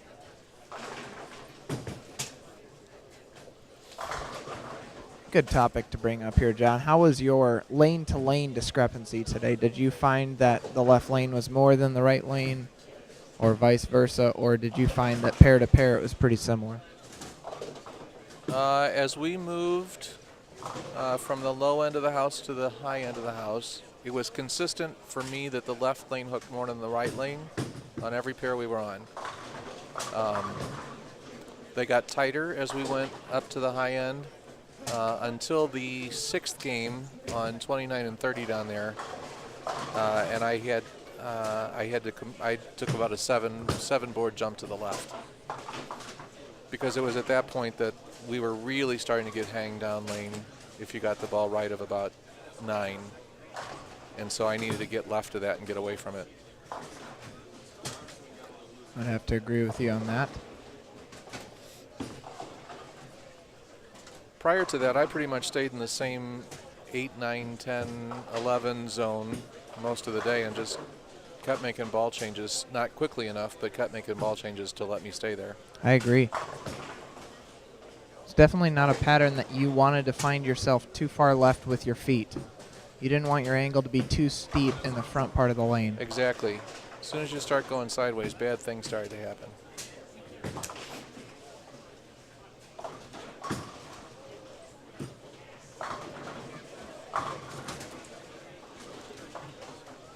And even once we got left, you couldn't really open up the heads. You still had to stay pretty direct through the heads. Right. To get it where you needed it to be down lane, which obviously meant needing to have the right ball in your head to clear the ball in your hand to clear the heads correctly.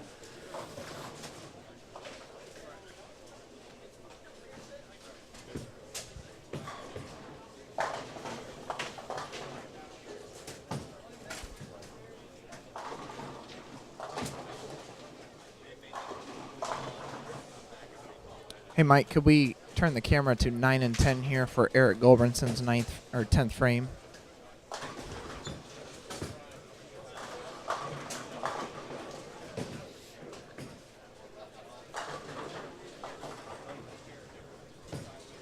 I believe Eric's making a run here. I think he had a pretty big game last game. Heard you mention his name in the top 10. Can punch here in the 10th for 257. Got a pretty good look throwing a Defiant Soul, I believe. Now the scores are going to be interesting here coming out because of the lane breakdown. They're going to be giving the bowlers scores of 200 even for the game that they missed, and they'll be added in later.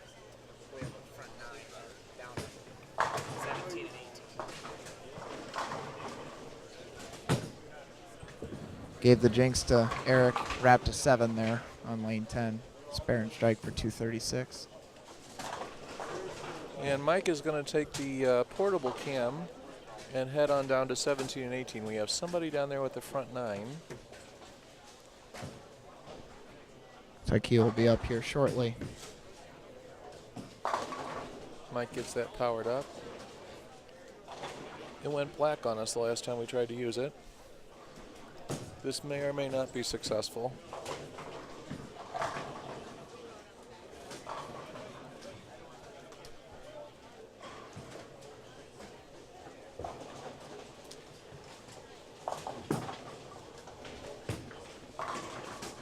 I think that might be our two-handed lefty that we in the Brunswick shirt. No, No? that'll be the pair to the right.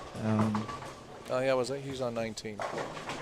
This looks like we're going to either have Cord McMahon, Jared Helmers, Luke Fisher, or Robert Siafa.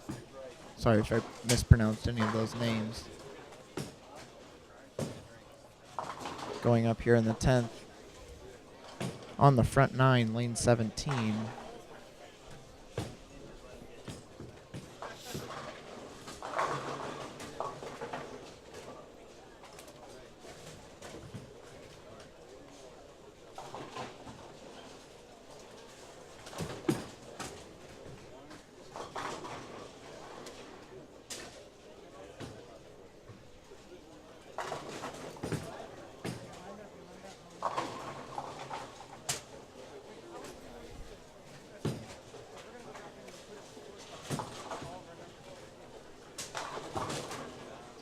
John, can you see what he's throwing? That is an IQ Tour Fusion. 4-pin. A 4-pin.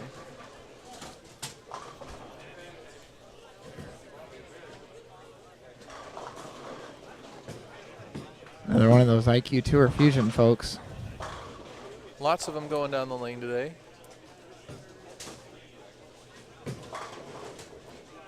.220 is the popular score of this game everywhere I'm looking.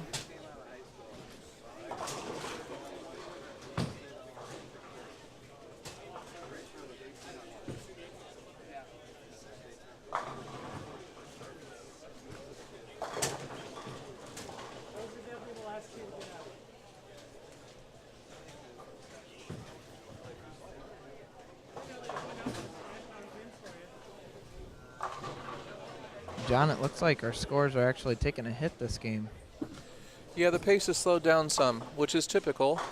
Every other squad had pretty much the same thing happen, with the few exceptions of isolated individuals who just kept plugging along.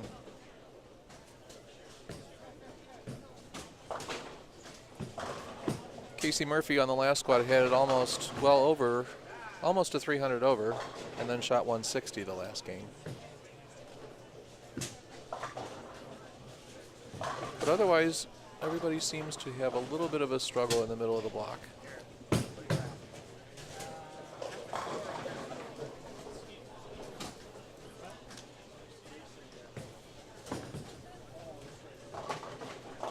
Ladies and gentlemen, we have Eric Gulbranson with us here, competing currently in the C squad. He is 140 over through 4 games. Eric, how are you playing them so far? How are they transitioning, and what is the game plan for the last 3 games for you as you finish out this block? Well, being on the left side, I haven't had to move as much as the righties, but I'm bowling with a couple guys I know, and just bowling with them the past few years, a couple of these guys just the last few months, I can actually kind of make a transition off them. If they make big moves, there's a good chance I got to make maybe a 1-1, 2-1. And bowling next to Rob Gotchall, talked to him when he went from the high end to low end, and gave me some idea on what the lanes were doing, and I've been slowly making 1-1 ends, 2-1 ends, and probably what I'm going to keep doing, keep a ball that sees the mids and doesn't flip in the back. And Eric, real quick, before you go, could you tell us what piece you're throwing and how it is laid out? I'm throwing the Rotogrip Asylum, and I have it pinned right above my bridge, CG kicked out about, about half an inch. It's probably, 5 inches from my PAP. Nothing too strong. It's actually my favorite layout. Have it on probably half my bowling balls. Very cool. Thank you, Eric. Good luck the rest of the day as you compete your qualifying block. We've got our camera switched over to 11 and 12, watching Rob Gotchall and his crossing partners finishing up their game.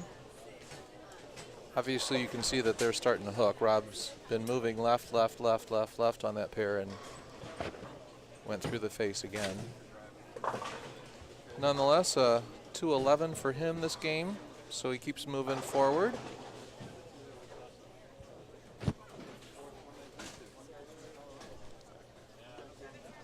We now see a close-up of Aaron McCarthy from the back end. Brian Roth here shooting a 10-pin on lane 11. Brian looks like went through a little bit of a transition here on 11 and 12. Struggled to shoot 168. Aaron is pacing 2-0. Can punch for 2-teen here in the 10th. And as folks are watching for those scoring updates below their video screen, just a reminder that there is that one foursome of bowlers who are technically a game behind everyone else. And as Mike told you a little bit ago, their scores will be posted as 200 even until they have added on their 7th game once everybody else is finished because of the breakdown during their game on lane 4. Saw there Aaron McCarthy wrapped a 10. Bowling right next to her is a Wisconsin Whitewater Collegiate player, Tyler Sadowski. Can shoot 242 if he punches the 10th here. Aaron runs down the spare.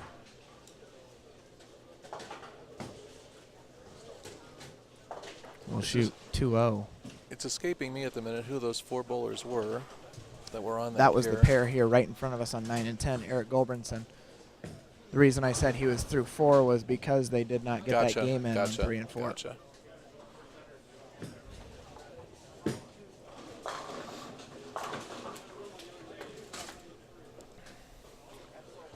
Erin looks to fill up her game 5 here as she switches to the Rotogrip Uproar on the fill.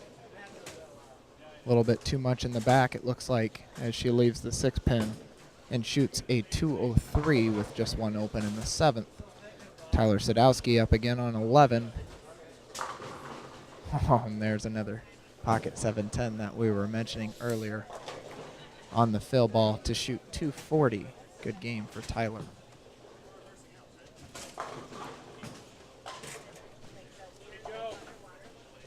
Joe. Game 6, we reverse arrow. Because we followed the ones that skipped. Because they shut down after game 5, they go back to it. Taking a look firsthand at Eric Goldbranson here on 13 and 14, shooting a 7-pin. Runs that down.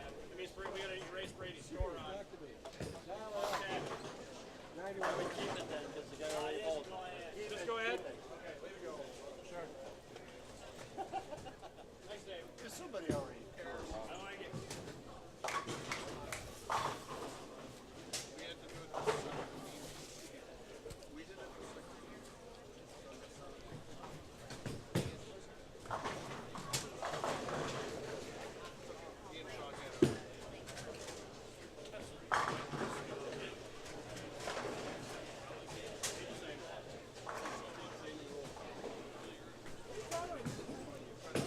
Looks like we got standings after game number 4. Gotchall plus 236, Chad Nelson 169, Schiffler 159, AJ Chapman 158, Rocky Gonzalez in 5th at plus 133. 10th is Jared Helmers at plus 111.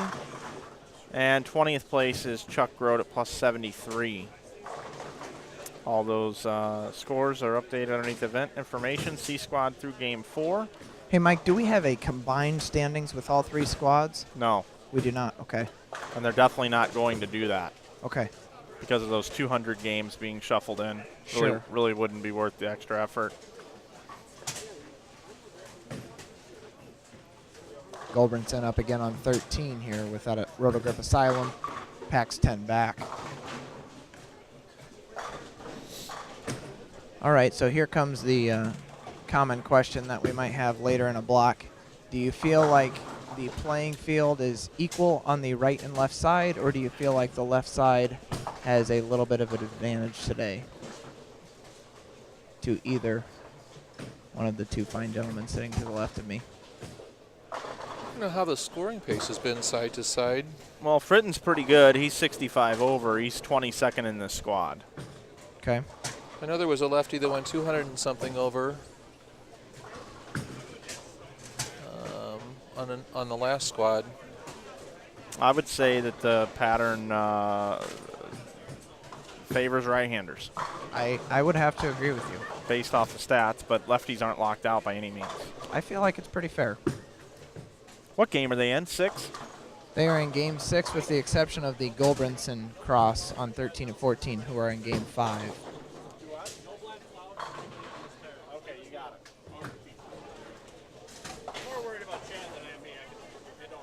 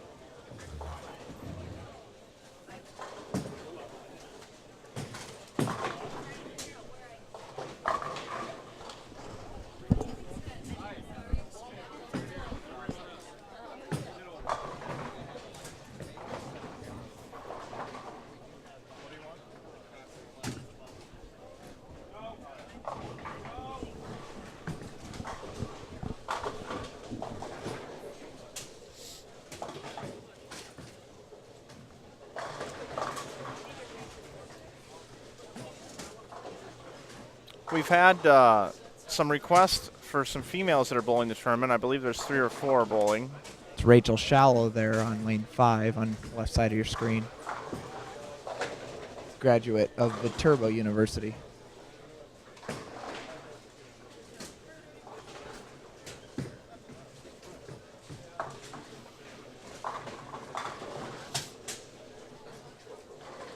So continuing coverage, 2014 Fusion Realtors Open. It's the C squad qualifying. We're in game number 6 of 7.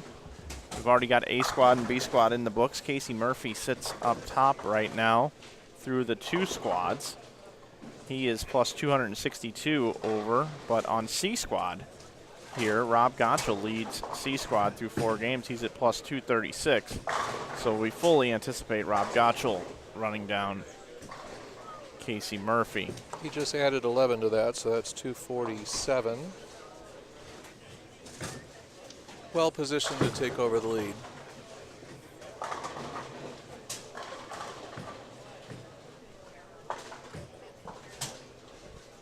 Folks, right now we have a pretty good cross in front of you on 11 and 12. Father and son combination. On the left you have Kevin Vostry, and on the right you have brother of Team USA member, former Team USA member, I believe, Tyler Vostry. This is Dakota Vostry on the right, lane 12. Sending 10 back. Dakota's got a pretty darn good game for a 17-year-old.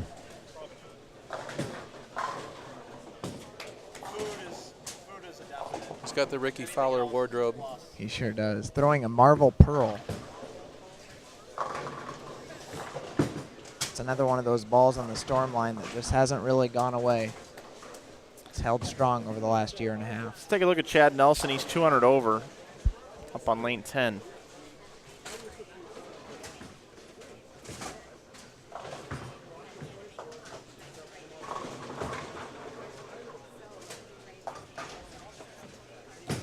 Throwing a high road pearl.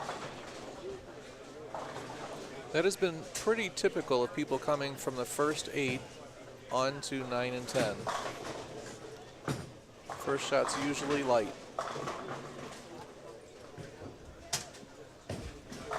Have the advantage of seeing how that high road pearl is drilled. That's pin above the bridge.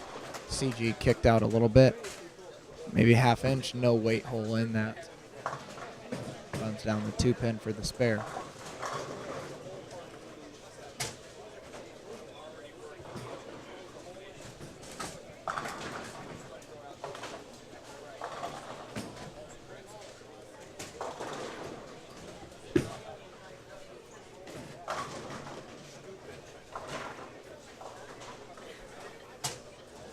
Kevin Vostri up here on the right. Sends 10 back. I believe that's a lights out that he is throwing. Is he any good at bowling? His kids are good. Is he any good? I would imagine that he has some ability. Here's Clay Reese. He sets up kind of odd. Always swings the ball a little bit. He's got red pants, white belt, blue shirt. Rocking the USA colors Yeah. today. Well, closing ceremonies tomorrow. He is a Storm staffer as well, I believe, Mike. Yeah, Isn't he is. Okay. He's been around a long time. Real good player from out west. He as well is throwing a high road pearl with pin above the bridge, CG in the middle of the palm, and no weight hole.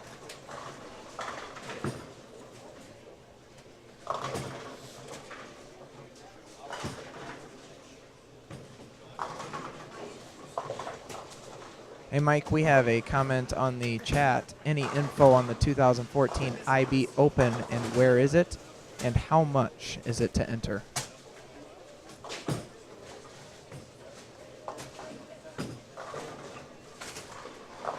Tropicana Lanes, April 25th through the 27th. 285 includes a storm ball.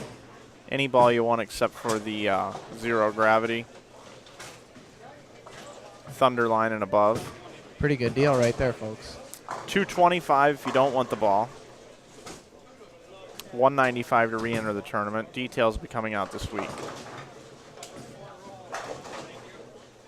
Let's go back and look at Chad Nelson. 200 over. Comes over to this pair strike. Ball change here to the lights out. Through the face and then light. And then he goes to the lights out.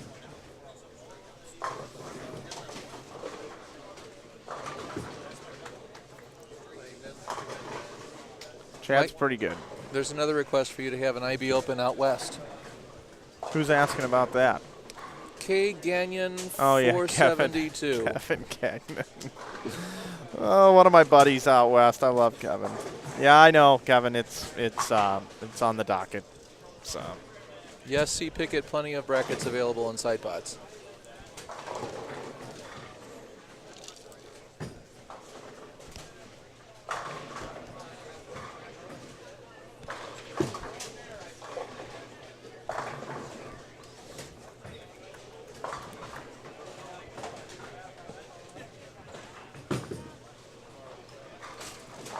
All right, switching gears, and boy, that's a great way to transition into this. Daytona 500 tomorrow, guys. Oh, Mike. Daytona 500, the Super Bowl of motor racing tomorrow. Round and round and round they go. Yes, they do. So those of you in the chat, if you're interested at all in predicting the Daytona 500 winner, go ahead, type in your predicted winner in the chat. Looks like, is that Dave Bartlett in the chat? If it is, I need to confirm a story with you, sir, that I've heard recently. Dave Bartlett, DB's Pro Shop at Pheasant Lanes back in the day. Normal, Illinois. Bloomington, Illinois, maybe. Normal, Illinois is nearby. Mike, did you realize your racing pun there as you said switching gears? or- Uh-huh. Okay. I'm just making sure Oh, that of was course I did. I said it was a perfect transition. It's like they just roll off my tongue. I didn't have to think about it. Mike, if the chat's any indication, you can start an IB Open tour.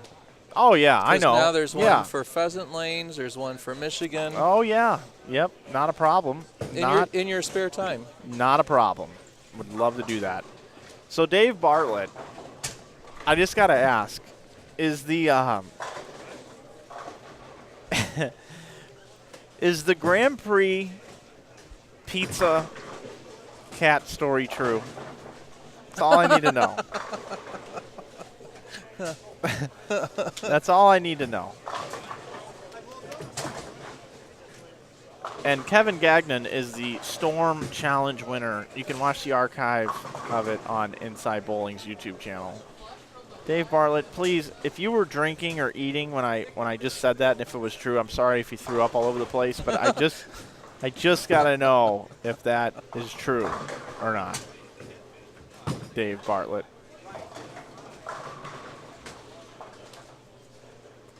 I see yeah from Dave Bartlett. You know, actually, Kevin Gagnon, you have an idea there. I personally believe that during our broadcast, we should be sponsored by a pizza company, because how many people are sitting at home watching this and could possibly be getting hungry?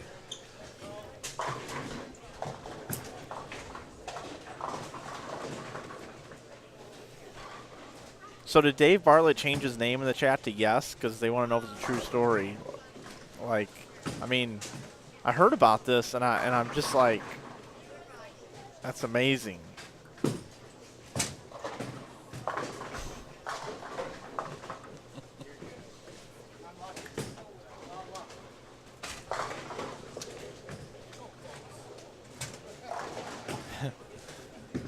Bartlett is not responding to this. No. He is shying away from the question. He's probably still laughing. So do we have a background story here, Mike, or is this No, not, I'm not sharing the whole story. This is not feasible for airtime. Yes, the IB Open is in St. Louis.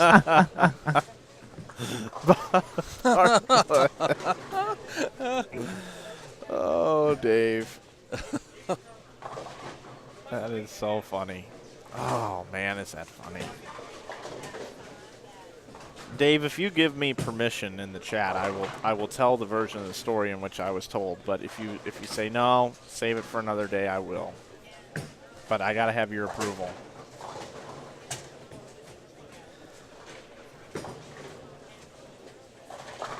So anyhow. You might want to save it for another day. Okay, so Dave Bartlett's coming to the next Fusion. He's going to tell us live on the air. Oh, no. That'll be perfect. Oh, no.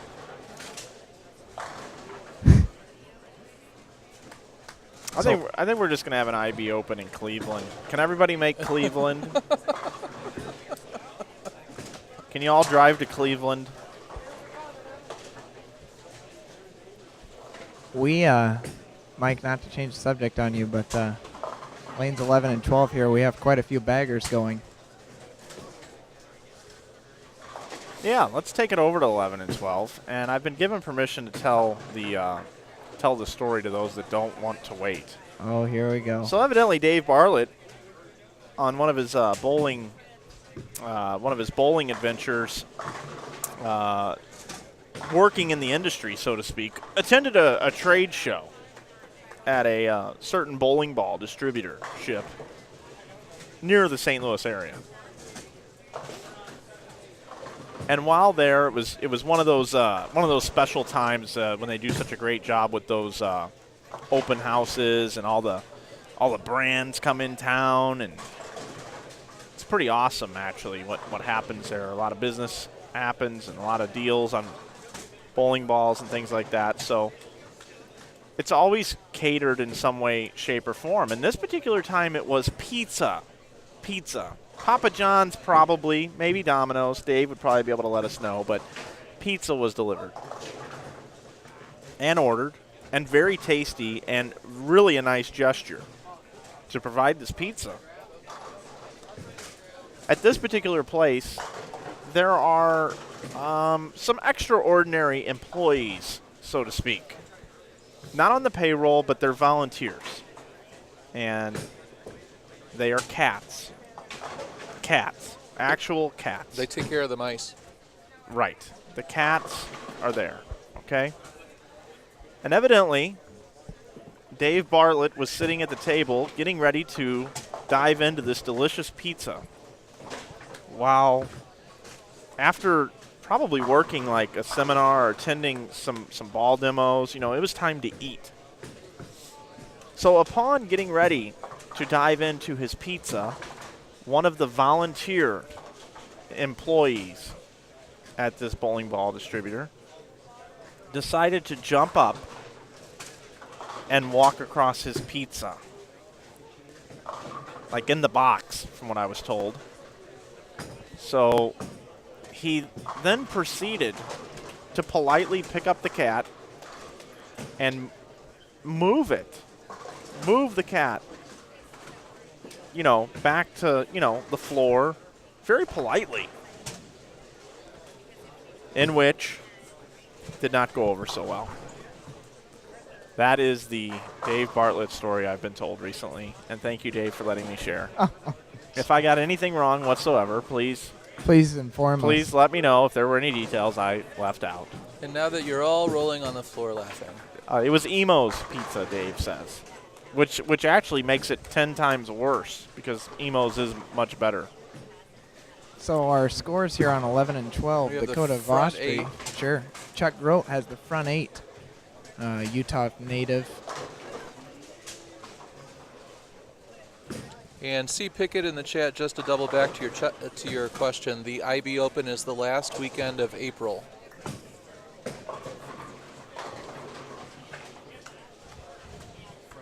Tropicana Lane, St. Louis, Missouri.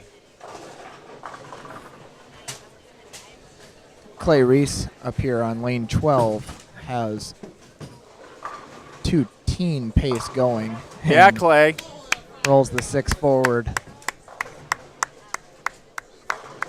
with the High Road Pearl.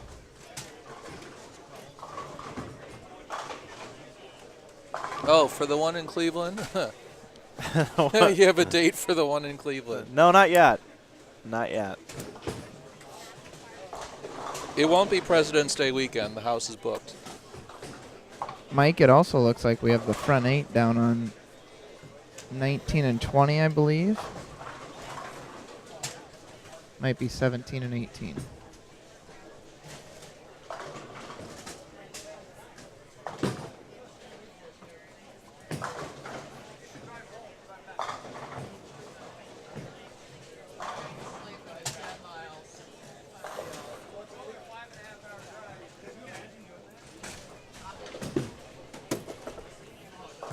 Dakota Vostri here. 7 won't go. Can spare and punch the 10th for 220. Gagnon missed the whole story. Somebody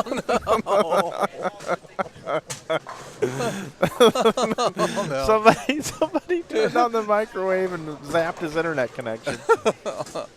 Grote, front 9. Jack Grote with the front 9. Okay, so I'm going to get this wireless to work, and when I do, I need you clicking from this camera to the other camera and on and off again. You can't leave me on for that long. I cannot hold it there that long without shaking it. It looks terrible, okay? Okay. So I need your help on that. We did have the front 8 go away down there, Mike. Looks like a 4-9 on lane 18. We had front all over the place. We had the front 7 here on 7 and 8. Ended by an 8 spare. All right, Michael. So from this one back to the large square. Oh, there. Okay. Clay Reese up on lane 11, and he gets him to go. He can punch for 249, looking for a big game here on 11 and 12, as is everyone else on the pair. Kevin Vostri up on lane 12, you're about to see. He's got strike 9 spare 6-bagger, looking to shoot 280.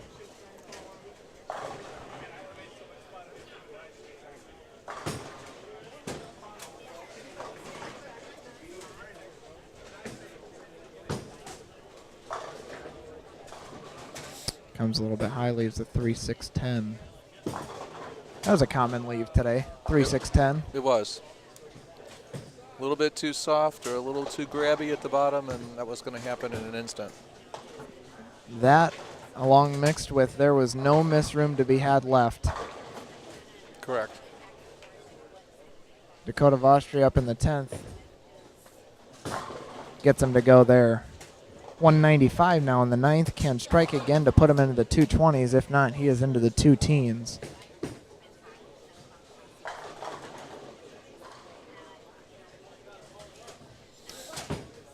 See a question coming in about lanes 5 and 6.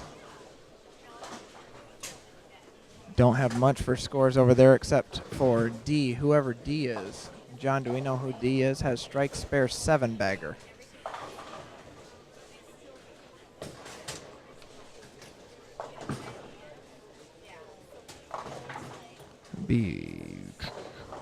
Maybe Ryan Wilson. Yeah, I'm not sure what the bowling order is of that foursome.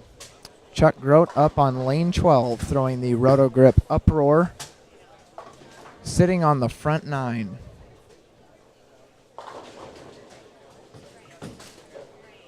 Good shot, and he gets them all to go. There's Front number 10. We have not had a 300 today, to my knowledge. Oh, John, now we're not going to have a 300. I was going to say it, but you beat me to it.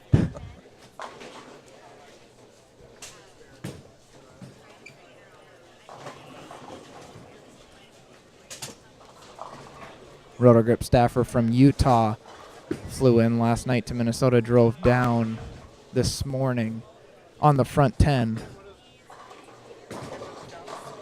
Oh, wrap 10, and John, you are the verbal jinx. Shouldn't have said it. Our bid for our first 300 game will be stopped short at the front 10.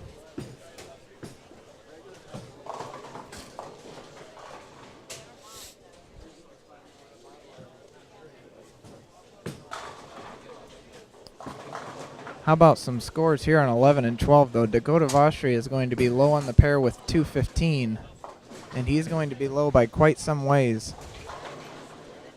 Hey, John, can we take a look over to 5 and 6 now as we have someone going for 280 about to step up here?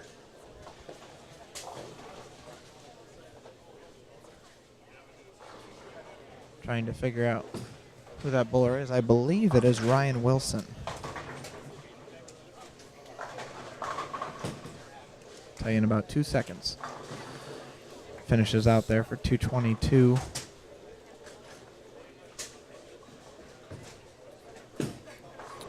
It is Ryan Wilson stepping up with strike spare 7-bagger. A Waterloo native, I believe.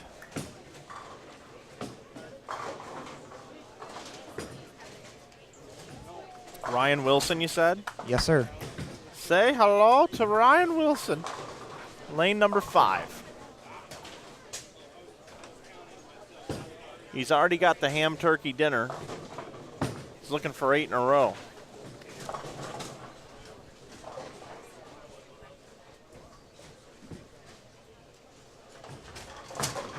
Gets them all to go. That's the double ham bone. That is the double hand bone. Rob Stone is in the building. 2 more, and he's got the Bo Derek. Oh, geez. Clay Reese now up on 11 and 12. Looking for the second one in the 10th here. Gets him to go to put him into the 240s. So, folks, on 11 and 12, we have Chuck Grote with 289. Clay Reese with what looks to be 249. Kevin Vostri with 231. And Dakota Vostri with 215. High-scoring pair there on 11 and 12. Ryan Wilson for 9 in a row. Leaves a half 10. We'll shoot 269 with the spare conversion. You know what's interesting is I actually have Rob Stone's phone number, and I have not reached out to him in a while. That'd be an interesting person to get on the air, Mike Flanagan. It would be, I know. It's probably a little late right now, though, for Rob Stone. 7:37, or geez, 9:37. You're on Utah time on the computer here. Oh, it depends on which one. No, that's West Coast over there. This is Mountain Time, and this one's on Central Time. Another thing you have to manage when up in the booth. 3 different clocks.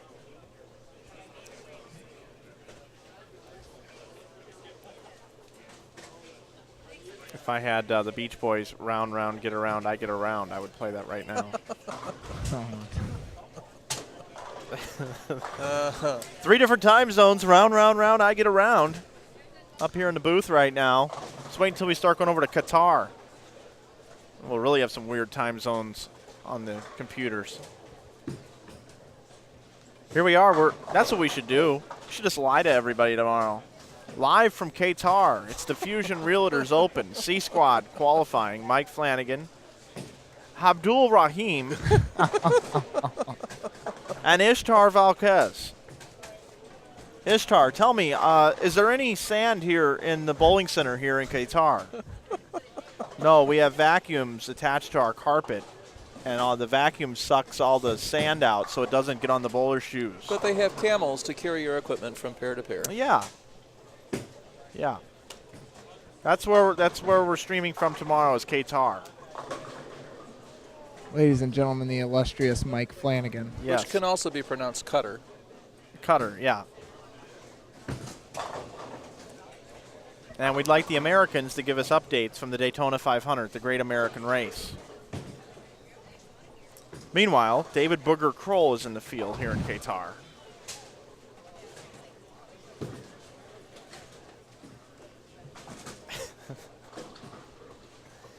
Here, let's go to our random fan cam that I just have sitting on a computer.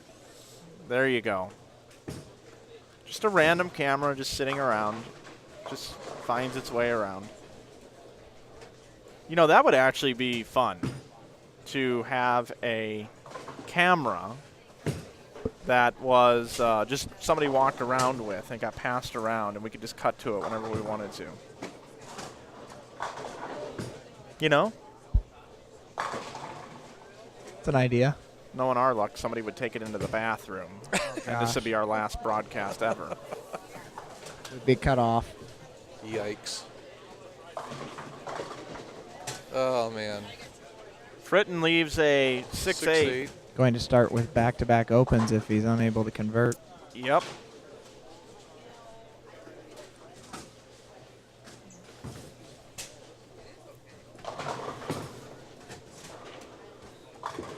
Also throwing the IQ Fusion. Unable to convert the spare. Well, we've got a score update 17 minutes ago through game number 5, C Squad. Rob Gotchall leads at plus 247. In second now, A.J. Chapman, just 11 pins behind. It's getting exciting here, folks. Wow. Second place, Really? A.J. Champion, plus 236. Wow. Chad Nelson sits at plus 204. Chad Kloss, 165. Woolwind, 159. Jason Duran, 152. That's Ford, after 5? Yep. McMahon, 140. Gulbranson, 140. And Clay Reese at 140. 140s are wild here, plus 140. Holy cow. What is 20th? You could have 3 people go past Casey Murphy. Oh, yeah. 20th position right now is plus 79, Dan Perry. Plus 79. I believe 40th coming into this block. Interestingly, was, that number hasn't moved on this squad in It about hasn't. 2 games. It hasn't. Hey, Mike, can you look what 40th place was coming into this squad? Yep, you bet your bippy. 103. Plus 103. I think that's going to be pretty close. I think 103. after the first squad this morning, I thought 100 over was sitting on the bubble, and I think that's going to be pretty darn close. And Eric Fritton is going to start open, open, open here on 9 and 10. There's a little steam coming out now.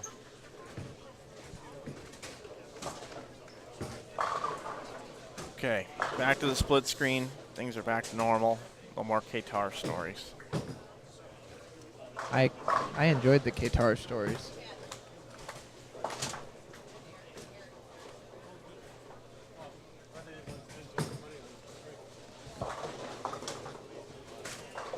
What would Jeff Goodger have said about Qatar? I don't know. We should patch him into the board.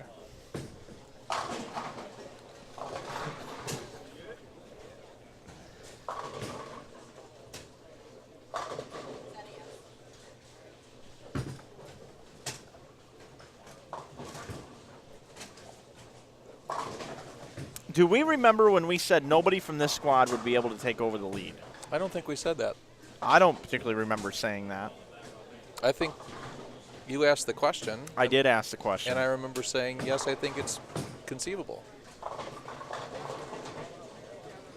We mentioned Rob Gotchall and a couple of other people, I believe. All right, John, let's get your take on And it this. certainly looks like they're going to do it. Yes, what? So, say the lead ends up being, what is it right now? 260. 260 over. Okay. Let's just say it gets up to about 280 over. Mm-hmm. And 20th place or 60th place going into tomorrow is 100 over. Mm-hmm. So you're 160 back of the lead, and you get 6 games tomorrow. Is it 6? I believe it is 6. Okay. What is your mindset going into the day? If you are 60th, you got to put the pedal to the metal from the get-go. And if you're not striking, you got to find a way. You don't wait 3 frames to switch balls. Not if you're 60th. I would agree with that. Because it's not like you're going to lose caching, correct? Everybody that bowls tomorrow cashes, right? Correct. Okay. So you're assured of a check. In my mind, the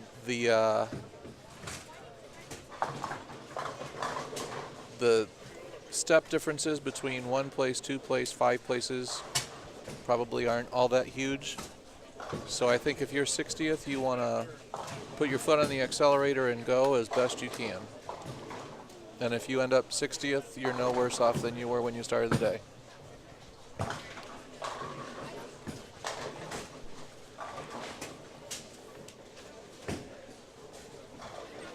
Presuming that things play like they did today. Right. I would guess they'll be a little tighter to start tomorrow again.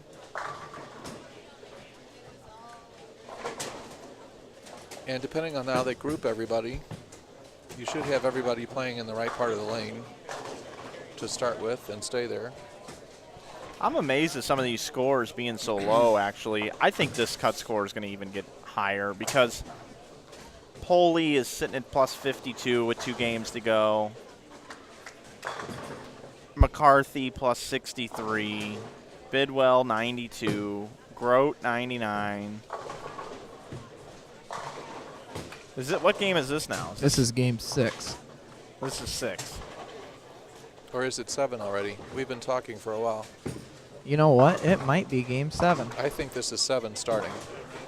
Is this game 7? Game number 7. We Down are the in home stretch, game boys. 7. Don't forget we're going to have that bonus game. We will have a bonus game. Yes, We're going to need to figure out what pair that is going to be on. Would it be on 3 and 4? Yeah. They got a bowl on 3 and 4. Correct. Okay. Yeah, bonus game. So anyway, we just saw Grote shoot. What did he shoot? 280? 289. So Grote's going to go to plus 188 in 1 game. Yeah, this Shannon Buchan, you might be in trouble, buddy. Mike, what are you predicting will happen over the next half hour? What do you think that number is going to be? Well, I'm going to have to change my prediction from earlier. I said 100 earlier. I thought Shannon was in. Well, here's what's going to happen. I can tell you right now on this squad.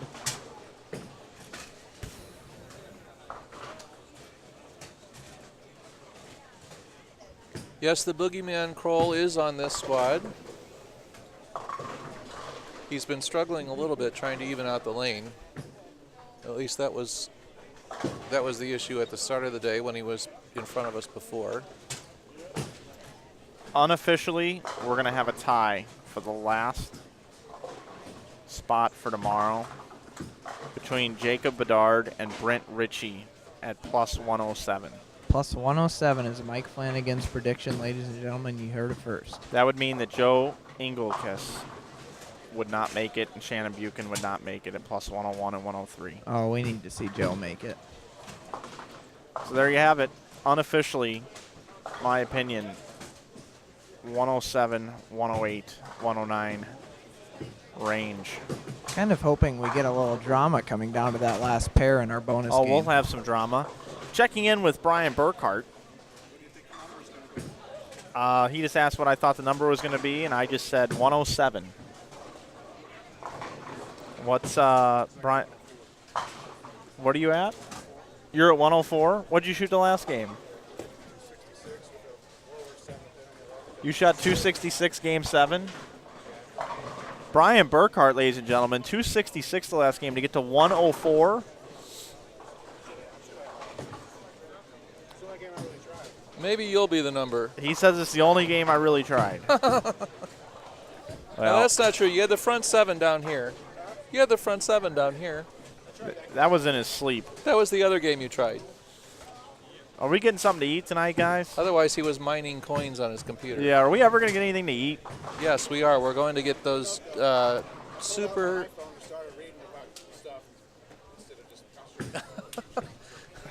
Brian Burkhart, the technology genius behind Inside Bowling. There's Jeff Goodger eating a pizza. Mike, we need to go down to the casino and get those super duper hot dogs and whatever else you said they have at 11 o'clock. Sloppy Joe's, wasn't it? Perfect. Oh.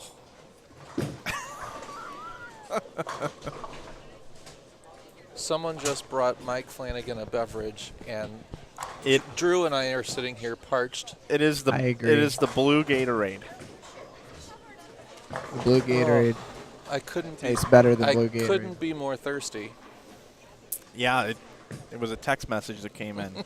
You want to run out real quick? Go take care of whatever. We got a game to go. You guys want to? I got this. I throw the party foul. Just come back. Hey, I can't help it. I didn't phone it in. It was phoned to me. I understand. Send B squared out there. That's why you're in charge of public relations. Yep, that is correct. You relate publicly better than most.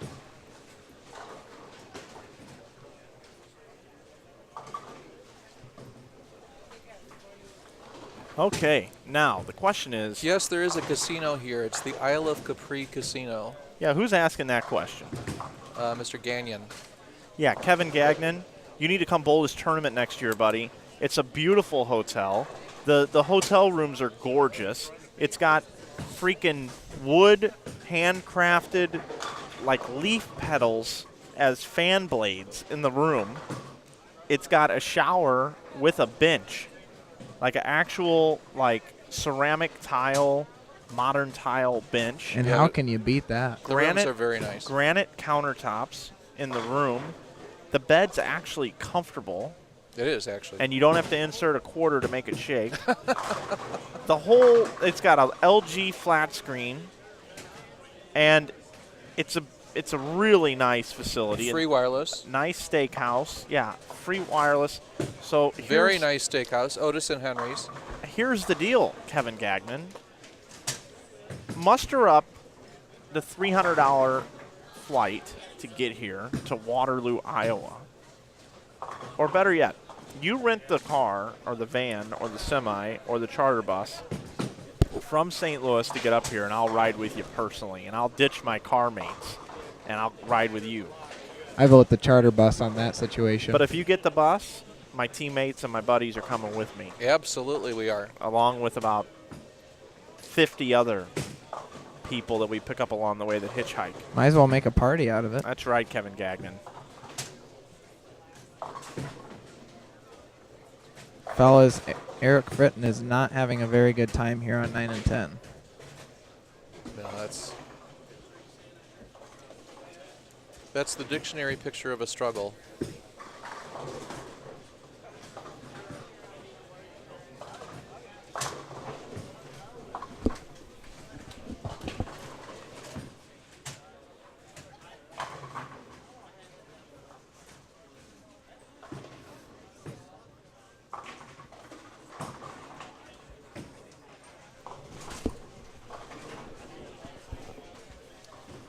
Have a comment on the feed here saying everyone from the Twin Cities must have driven down days ago. I saw an image on Facebook of one of the roads that was closed. Do you guys know which highway that was closed? I believe it was Highway 1. I don't remember what, or 54. Thank you, Mike Is there a Flanagan. Highway 54? Appreciate that. No, there's a Studio 54 though. That's in New York City, though. Here I am trying to be serious, starting conversation, and there's Mike Flanagan down there. Yeah, there was a a highway closed. The guys from, what, Minneapolis? Or no? Highway 35 is what everyone. Anyway, there was a group coming from north Yeah, Grote and Reese. who were supposed to bowl A squad today, Right. They flew into Minnesota. but ended up here in time for C squad. There's the booger, man. The booger He had the front six. up on lane 8. Rocking out the shorts. Somebody Oh yeah, he's a beach bum. Holy cow. How's the weather been in Utah, Mike Flanagan? Oh, it's great. It's great. Couldn't be any better, actually. 50 degrees or so most days. Snow's about gone. I'm sure we're going to get dumped on one more time. We reached the 50s a couple times here in Iowa last week. However, next week does not look quite as pleasant.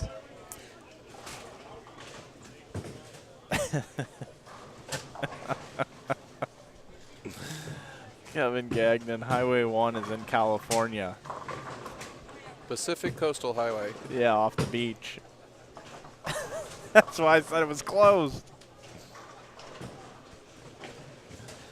Yep. So you were not technically incorrect?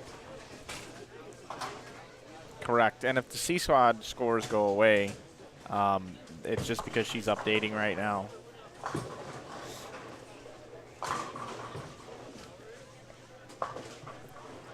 Oh, did you see that conversion of the 137? Uh-oh, Mike, look at this. Last comment. Flanagan, you send me the info on the next Fusion Open, and I'll plan for it. 10-4, roger that. Copy that. Come on.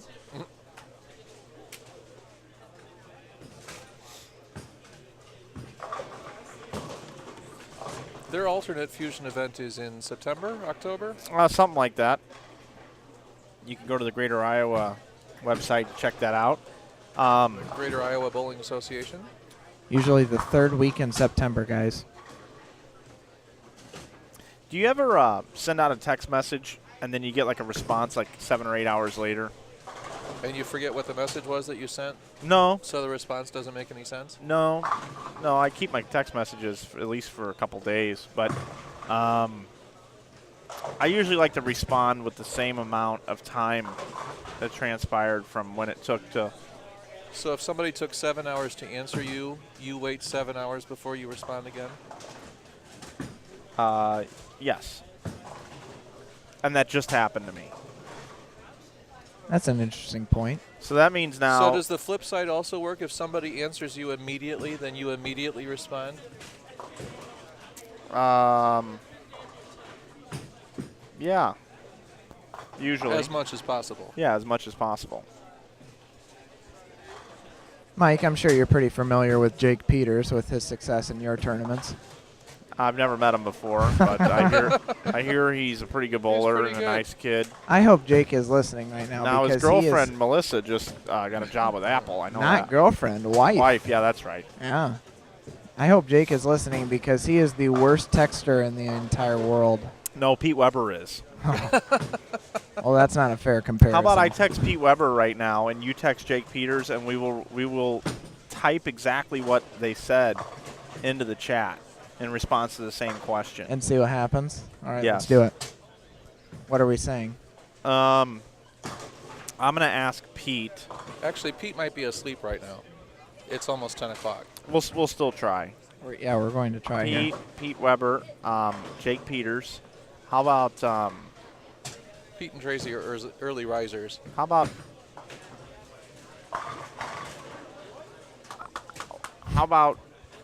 what are you going to have for dinner tomorrow night? Oh, gosh. How's that sound? Okay. And we'll see what the responses are? Yes. What are you going to have for dinner? To be honest, I'm kind of scared for what Jake's response to this Tomorrow. question is going to be. Now, here's the thing. do you think we're even going to get responses? I think I'll get one from Jake, but it might not be until later tonight, If so it I might doesn't- have to fill you in tomorrow on what happens. So here's the deal. If Pete responds to me and is like, what are you talking about? I'm just going to be like, oh, sorry, wrong person.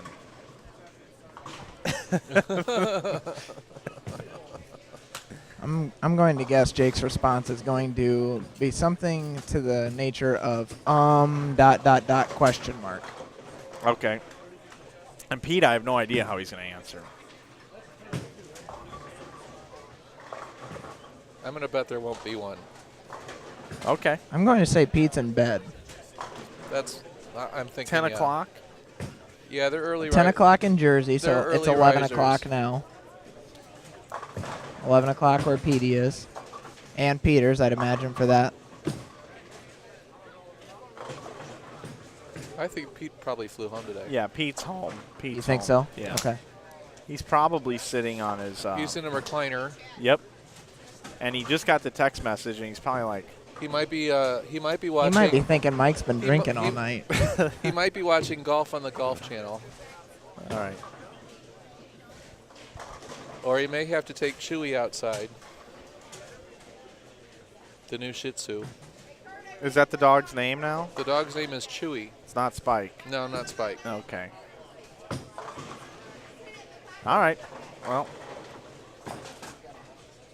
we will wait to see if we get any response from Jake Peters or Pete Weber. Teammates, actually, coincidentally. That's true. In the PBA League. That's true. Advanced out of their first match.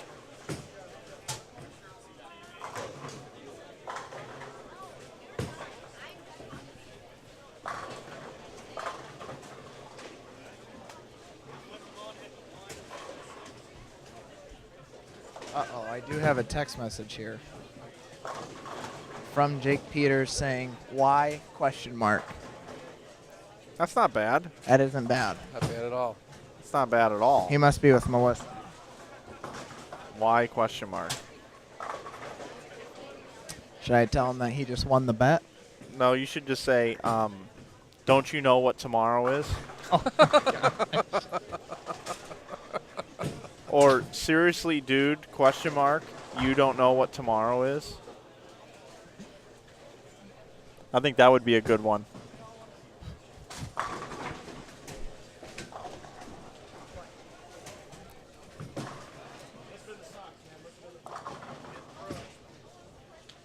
Seriously, dude, don't you know what tomorrow is?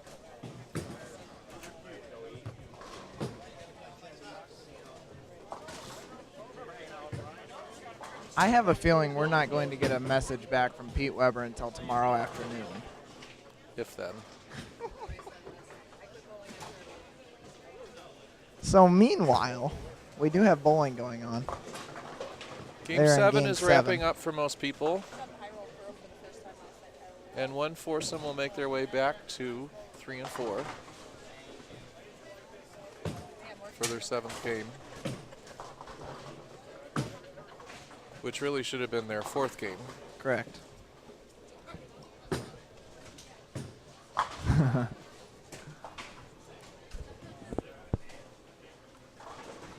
We're running a contest for next year. If you want to come sit in a booth the entire weekend, you can win a prize package to come do so.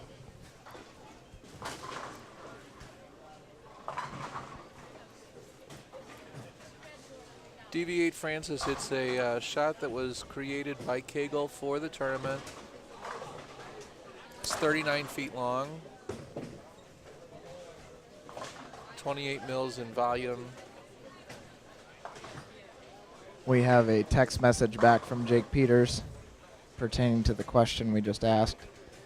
He said, laugh out loud. No, I must have forgot.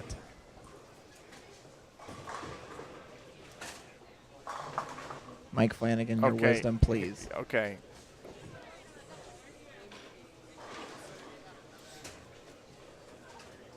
It's the anniversary of the first time we crossed together in a tournament. Oh, gosh.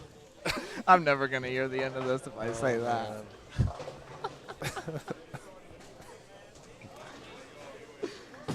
Oh, man. I'm going to have to pass on that one. Yeah, Deviate Francis, it started out at 2.3 to 1 ratio, but played the right way. Obviously, it generated some very good scores. How about, dude, it's my grandma's birthday?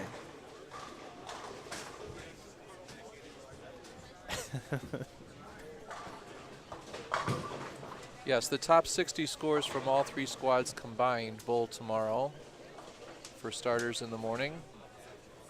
6 games, we think, pretty sure. Yes. And then there's an expanded form of stepladder. I believe there's a bracket elimination match between those who are 5th through 10th for 5th place, and then there's traditional stepladders thereafter. I think that's the format, if I'm not mistaken. We will attempt to get you scores pertaining to the cut number as soon as they roll into us.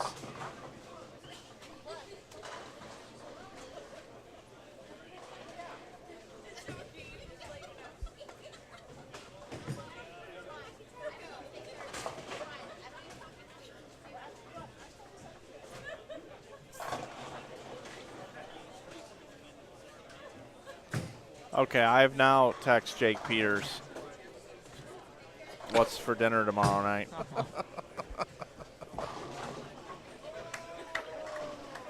That's what happens late in the blocks. How many bowlers entered the tourney? I think it was a full field, right, at 180 or very close to it? 52 this morning. 60 on the second squad. That would be 112. C squad. 63. 175. Close to 180, almost a full field.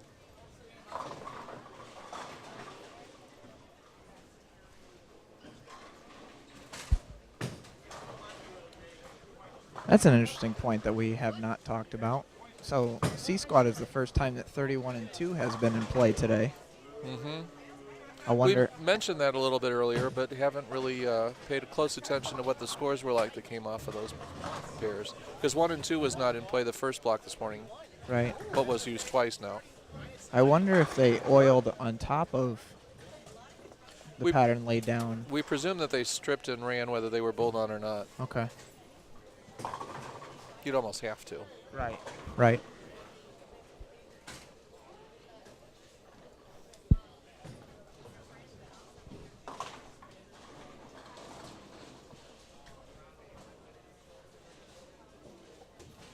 Yeah, very good turnout. The Greater Iowa Bowling Association and Joe Engelkes does a great job up here and gets a great turnout for his tournaments because they are so well run and because he has so much support from local sponsorship. The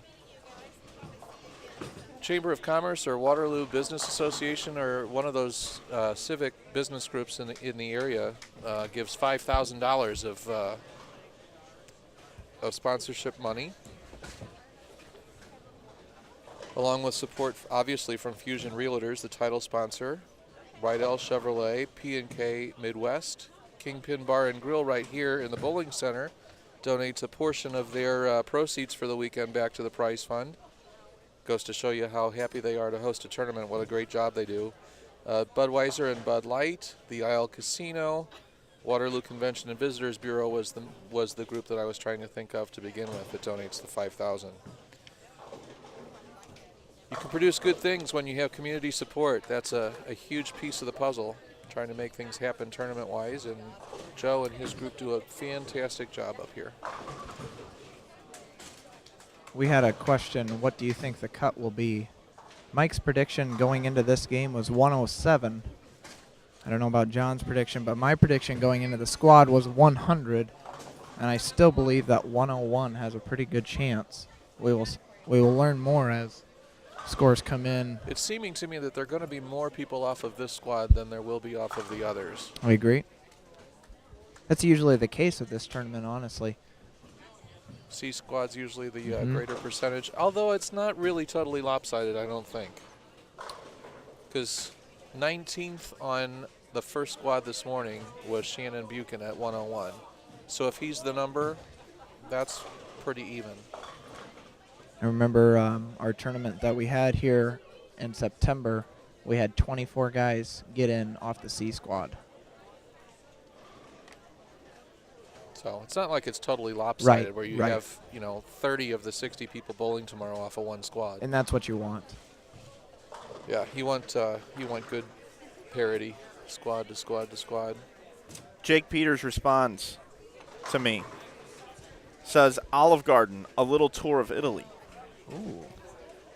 Is So- Melissa joining? I don't see why he's so... Uh-oh. Hold on. Specific for you. He said to me, Chili's, honey chipotle chicken fingers. And he's a bad texter? Seriously? He normally is. Seriously? Yeah. This guy. He could knows go. I'm involved now. Yeah, he Yeah, does. knows better. He now knows- he's messing with you both now. There's an opportunity. He's messing with you both. So, take a look at lanes 3 and 4, just waiting for the bowlers to arrive. This kind of feels like we have a roll-off situation happening. Thank you guys for the compliments in the chat. Much appreciated. Glad that Absolutely. you joined in with us. This is only fun to do because people are watching it. Yeah, we'll bring it into the booth, hang out here until these bowlers get down there. Mike Flanagan, John Brockland, Drew Balta, DB. We call him down there. DB stands for other things too. But, right, Drew? Brutal. What else would it stand for, Drew? I don't know. I'm not going to expand into that. That Your was favorite band of all time, the Doobie Brothers? There you go. Ah, the Doobie Brothers. There you go. Yeah. And Deviate bowling. last name Bag. First name Doggy. Doggy Bag. That's what it stands for, if you really want to think about it. Oh, man. So we've got a little blue and white combo going on over here. Third base, red, and gray. I'm the only one not sporting Storm right now. I'm Shame on you. pretty disappointed in myself. I apologize. Yeah, and you're also the only person that's put in for a contract, and you're Sitting not in doing front it. of the Storm banner. Well, see, there's my Storm. There's my Storm signage right behind me. So that counts. You're also slightly off camera. I know. I like it that way. I appreciate it. So we're waiting for lanes 3 and 4 to get set, and we'll bring you this final game of bonus coverage. And from what I understand, there's going to be playoff implications in this game for squad cuts. And it doesn't look like we have a C squad We hope so, at least. list. No, that's what I was told, actually, from up here. So Jake Peters would like to know what the competition is between him and Pete Weber. Should we spice this up a little bit, or should how we does tell he him the know there's a truth? competition? Because I told him. He spilled the beans. Okay. So now we need to make this just a little. Let bit him more know exciting. that Pete has sent us a check for $1,000. And does he want to one up it? Pete has sent us $1,000 and would like to know if he would like to outbid Pete.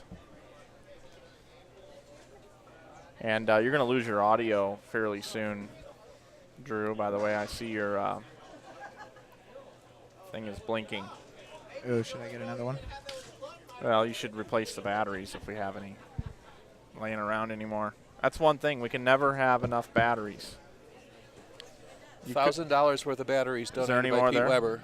Yeah. Oh, there you go. Yeah, you were covering them up. I don't know which two are. They're good. They're all good. We don't put bad batteries up here. We drop them on the floor, literally. And just let them roll all over the place. Yeah, you got to be careful. See? That's exactly what you do.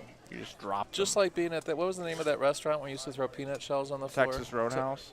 No, older than that. Lone Star? The Ground Round. Remember that place? No. You don't remember that? No. You're not old enough. Nope, no ground round. Oh, if Mike's not old enough, I don't think I'm going to be able to help out on that. I'm smarter than you are, though. Well, that's a given. So Jake Peters, this just in, Jake Peters has not responded to me. This just in. This just in, nothing's come in.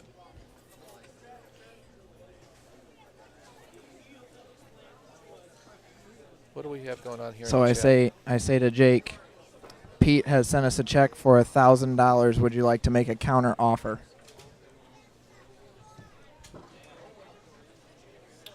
Okay.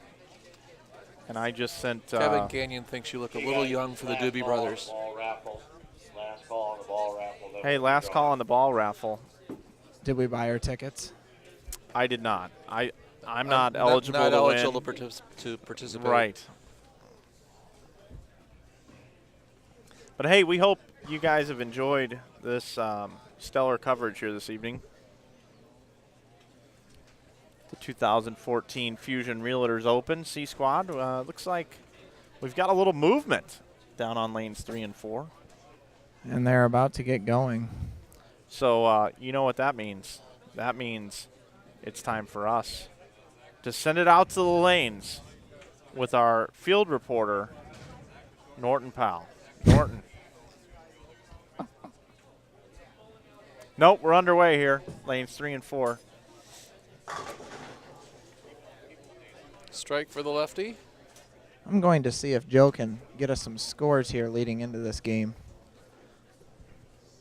Sounds good. Stop by and talk to Jennifer and say, Jennifer, is there a reason why we don't have scores? I absolutely will. I'll get her C? take on things. That'd be great.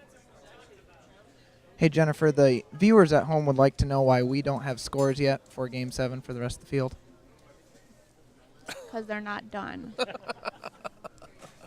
There you have it from Jennifer they herself. Just finished bowling. What about Game 6? Those aren't up either.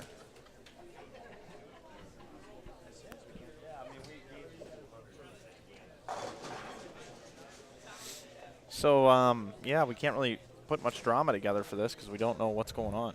We're trying.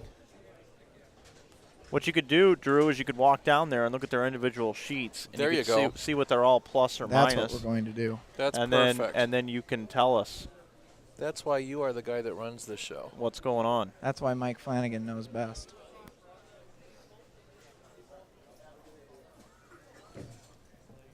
All right. So, Mitch Hoop is even through 6, if I said his last name correct. If I Okay, didn't. so not a factor. Matt Helmick, minus 14, also not a factor. Sorry, Mitch Hoop is plus 109. He was even for that last game. Okay. Misread that. Mitch Hoop. And which one is he? Plus 109, that's right around our number.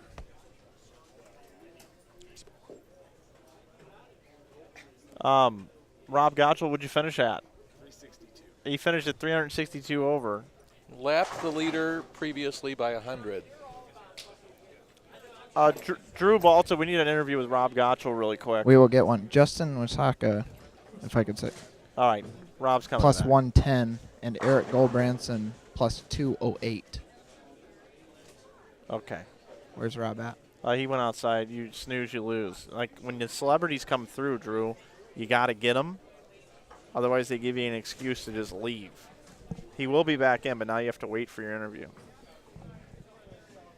Yeah, in the chat, just to bring you up in case you missed it, the reason why these guys are a game behind was because lane 4 broke down when they were supposed to be bowling their 4th game. And rather than hold up the entire field, they just moved along, and now they are doubling back to make up the game that they missed.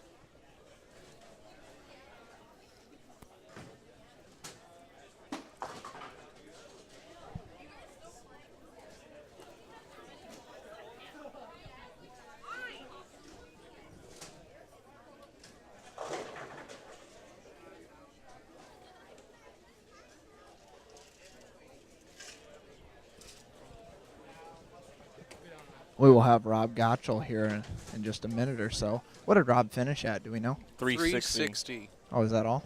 Yeah. Hey, Drew, can you let the viewers at home know who is it that's fighting for these spots?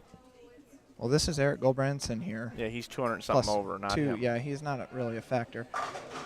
I am not sure. I will find out who the other 3 are. Yeah, let's figure out who the 2 guys are at 100 over and focus on those guys. Sure, we'll do.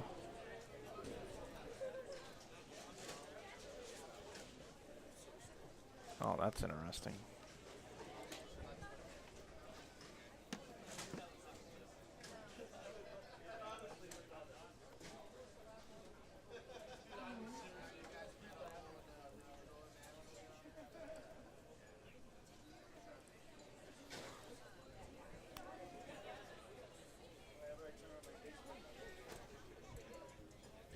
So the guy in the yellow here up on the left lane is Justin. He is plus 110. Okay. And the guy on the right lane is Mitch. He is plus 109.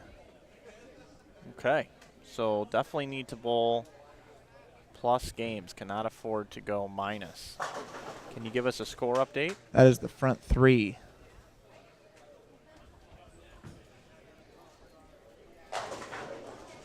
And strike, spare, strike for Mitch. Okay, so these two guys just need to fill frames. Bowl a 205 to 210 score. They're going to be safe.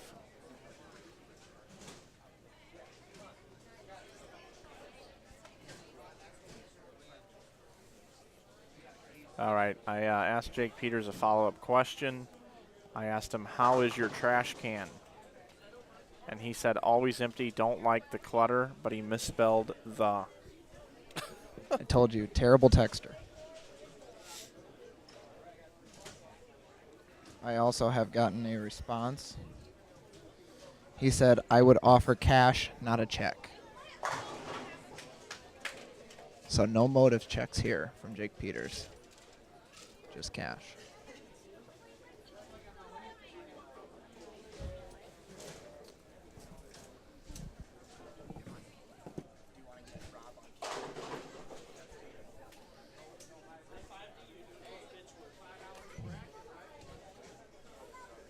Okay, so this is our extended coverage C squad. This game was missed earlier, as we said.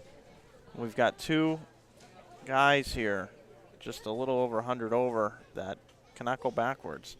But Drew is standing by now with Rob Gotchall, who was motivated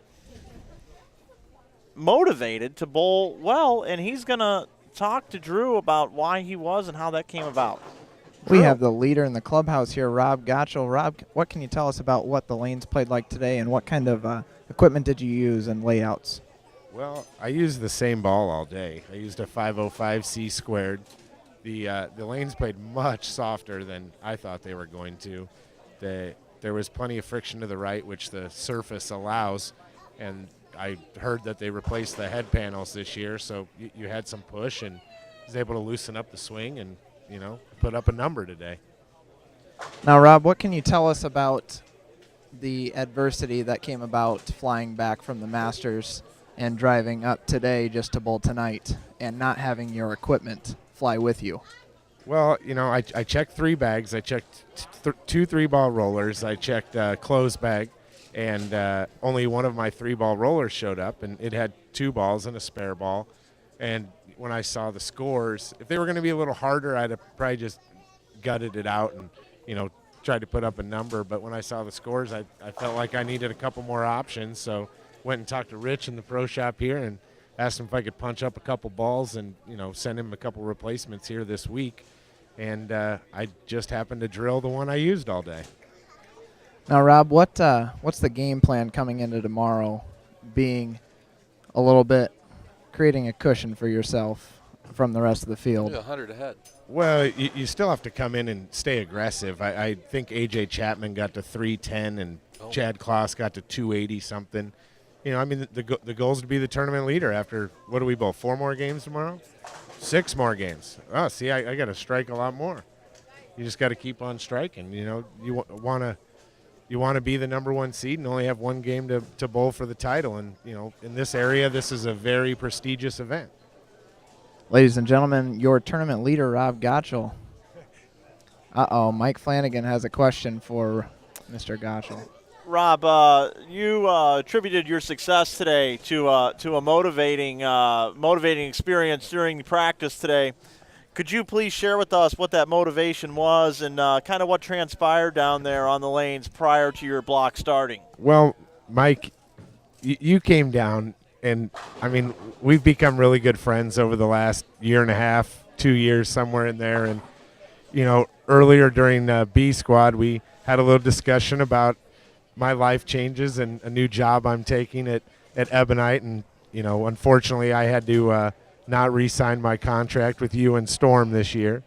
And you came down and gave me a little friendly banter that you weren't so sure that my balls were striking enough. And and shaping the lane properly. And, you know, so I bared down and I focused a little more.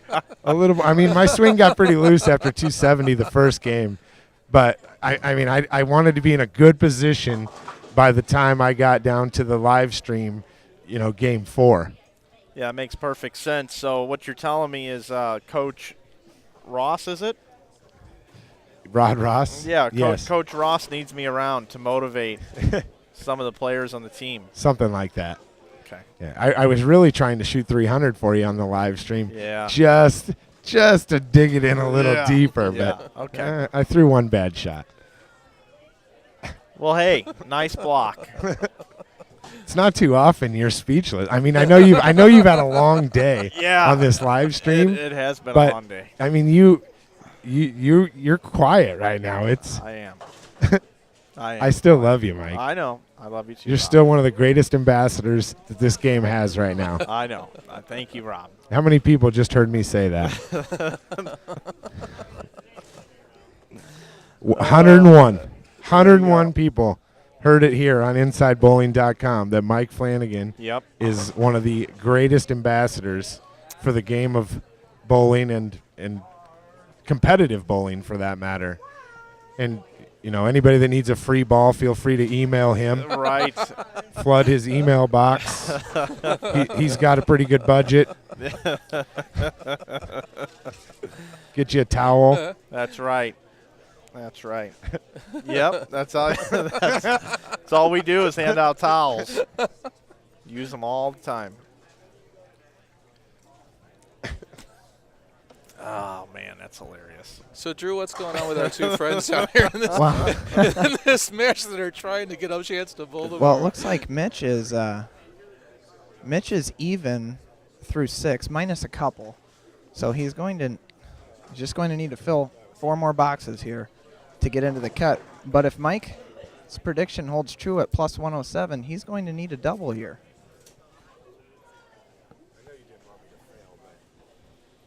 Throwing the Brunswick melee. Gets all 10 to go. Shot. Striking the 7 puts him at 98. 118, excuse me, in the 6th. Which puts him at a 198 pace, which would put him exactly plus 109. Okay. Well, you keep Excuse us me, posted plus on 107. that. 107. Put him at. I predict there's going to be a tie at 107, and that we're going to have more extended play at some point tomorrow, probably. Oh, we got C Squad up after game number 7.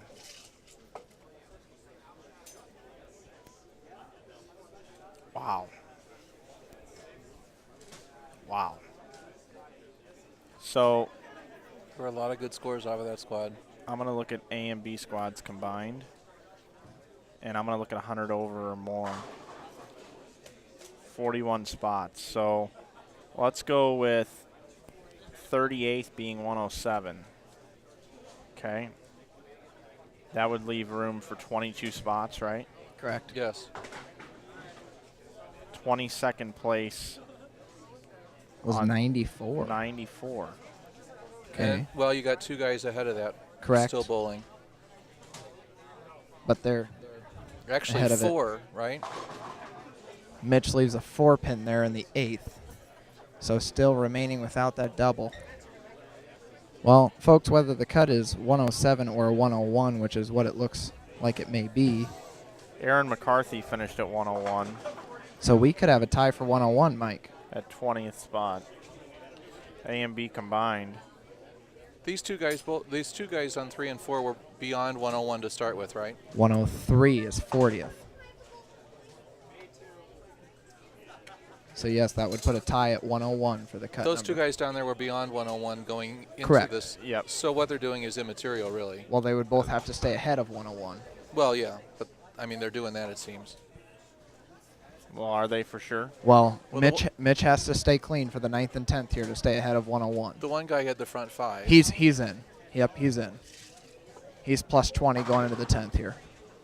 So unofficially, a tie for 60th position. Shannon Buchan And Aaron McCarthy. at 101. Unofficially. Unofficial. Eric Goldbranson here, strike spare 6-bagger. Plaque 7. He can spare and punch for 259, which would get him to plus 300, I believe. Which, by the way, if the number is 101, Then Brian Burkhart maybe bowling tomorrow. makes the cut. That might mean Mike might need me to come Unofficially. back. Bowling 266 the last game. Brian Burkhart. Big shot coming up here for Mitch in the 9th.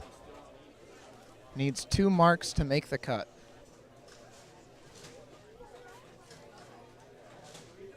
All right.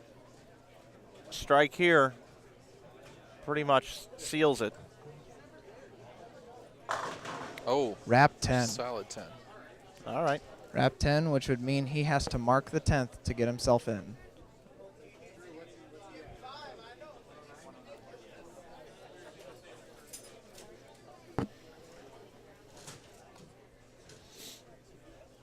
Pretty much must pick this up. Right, if he misses, makes him double the 10th.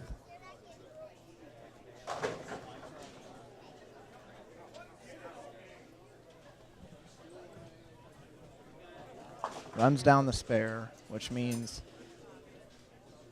Mitch needs a mark in the 10th and count on the fill So what is he to at? bowl tomorrow. He is at plus 109. And he's got 207 left? He's got 207 up there. 9 spare strike puts him at 196. I put him at 105. Correct. Okay. No gimmies here.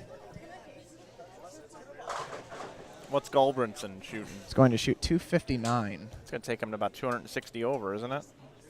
Oh, I thought he was at 240. Yes, he's at 206. 208, excuse me. It's a pretty big game here.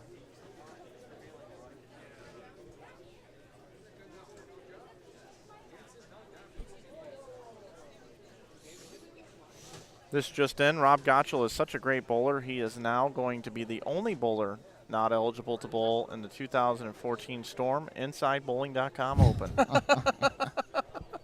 Throw him out. Throw him out.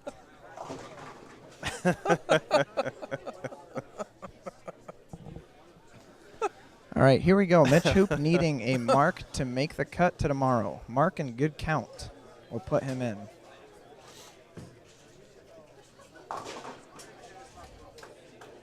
.109, which would mean he needs to fill for 23 pins, 24 pins to put him into tomorrow.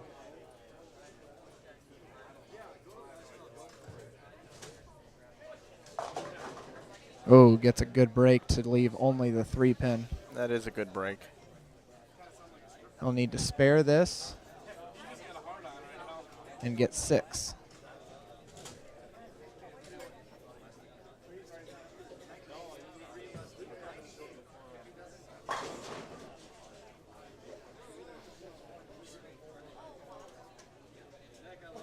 .221.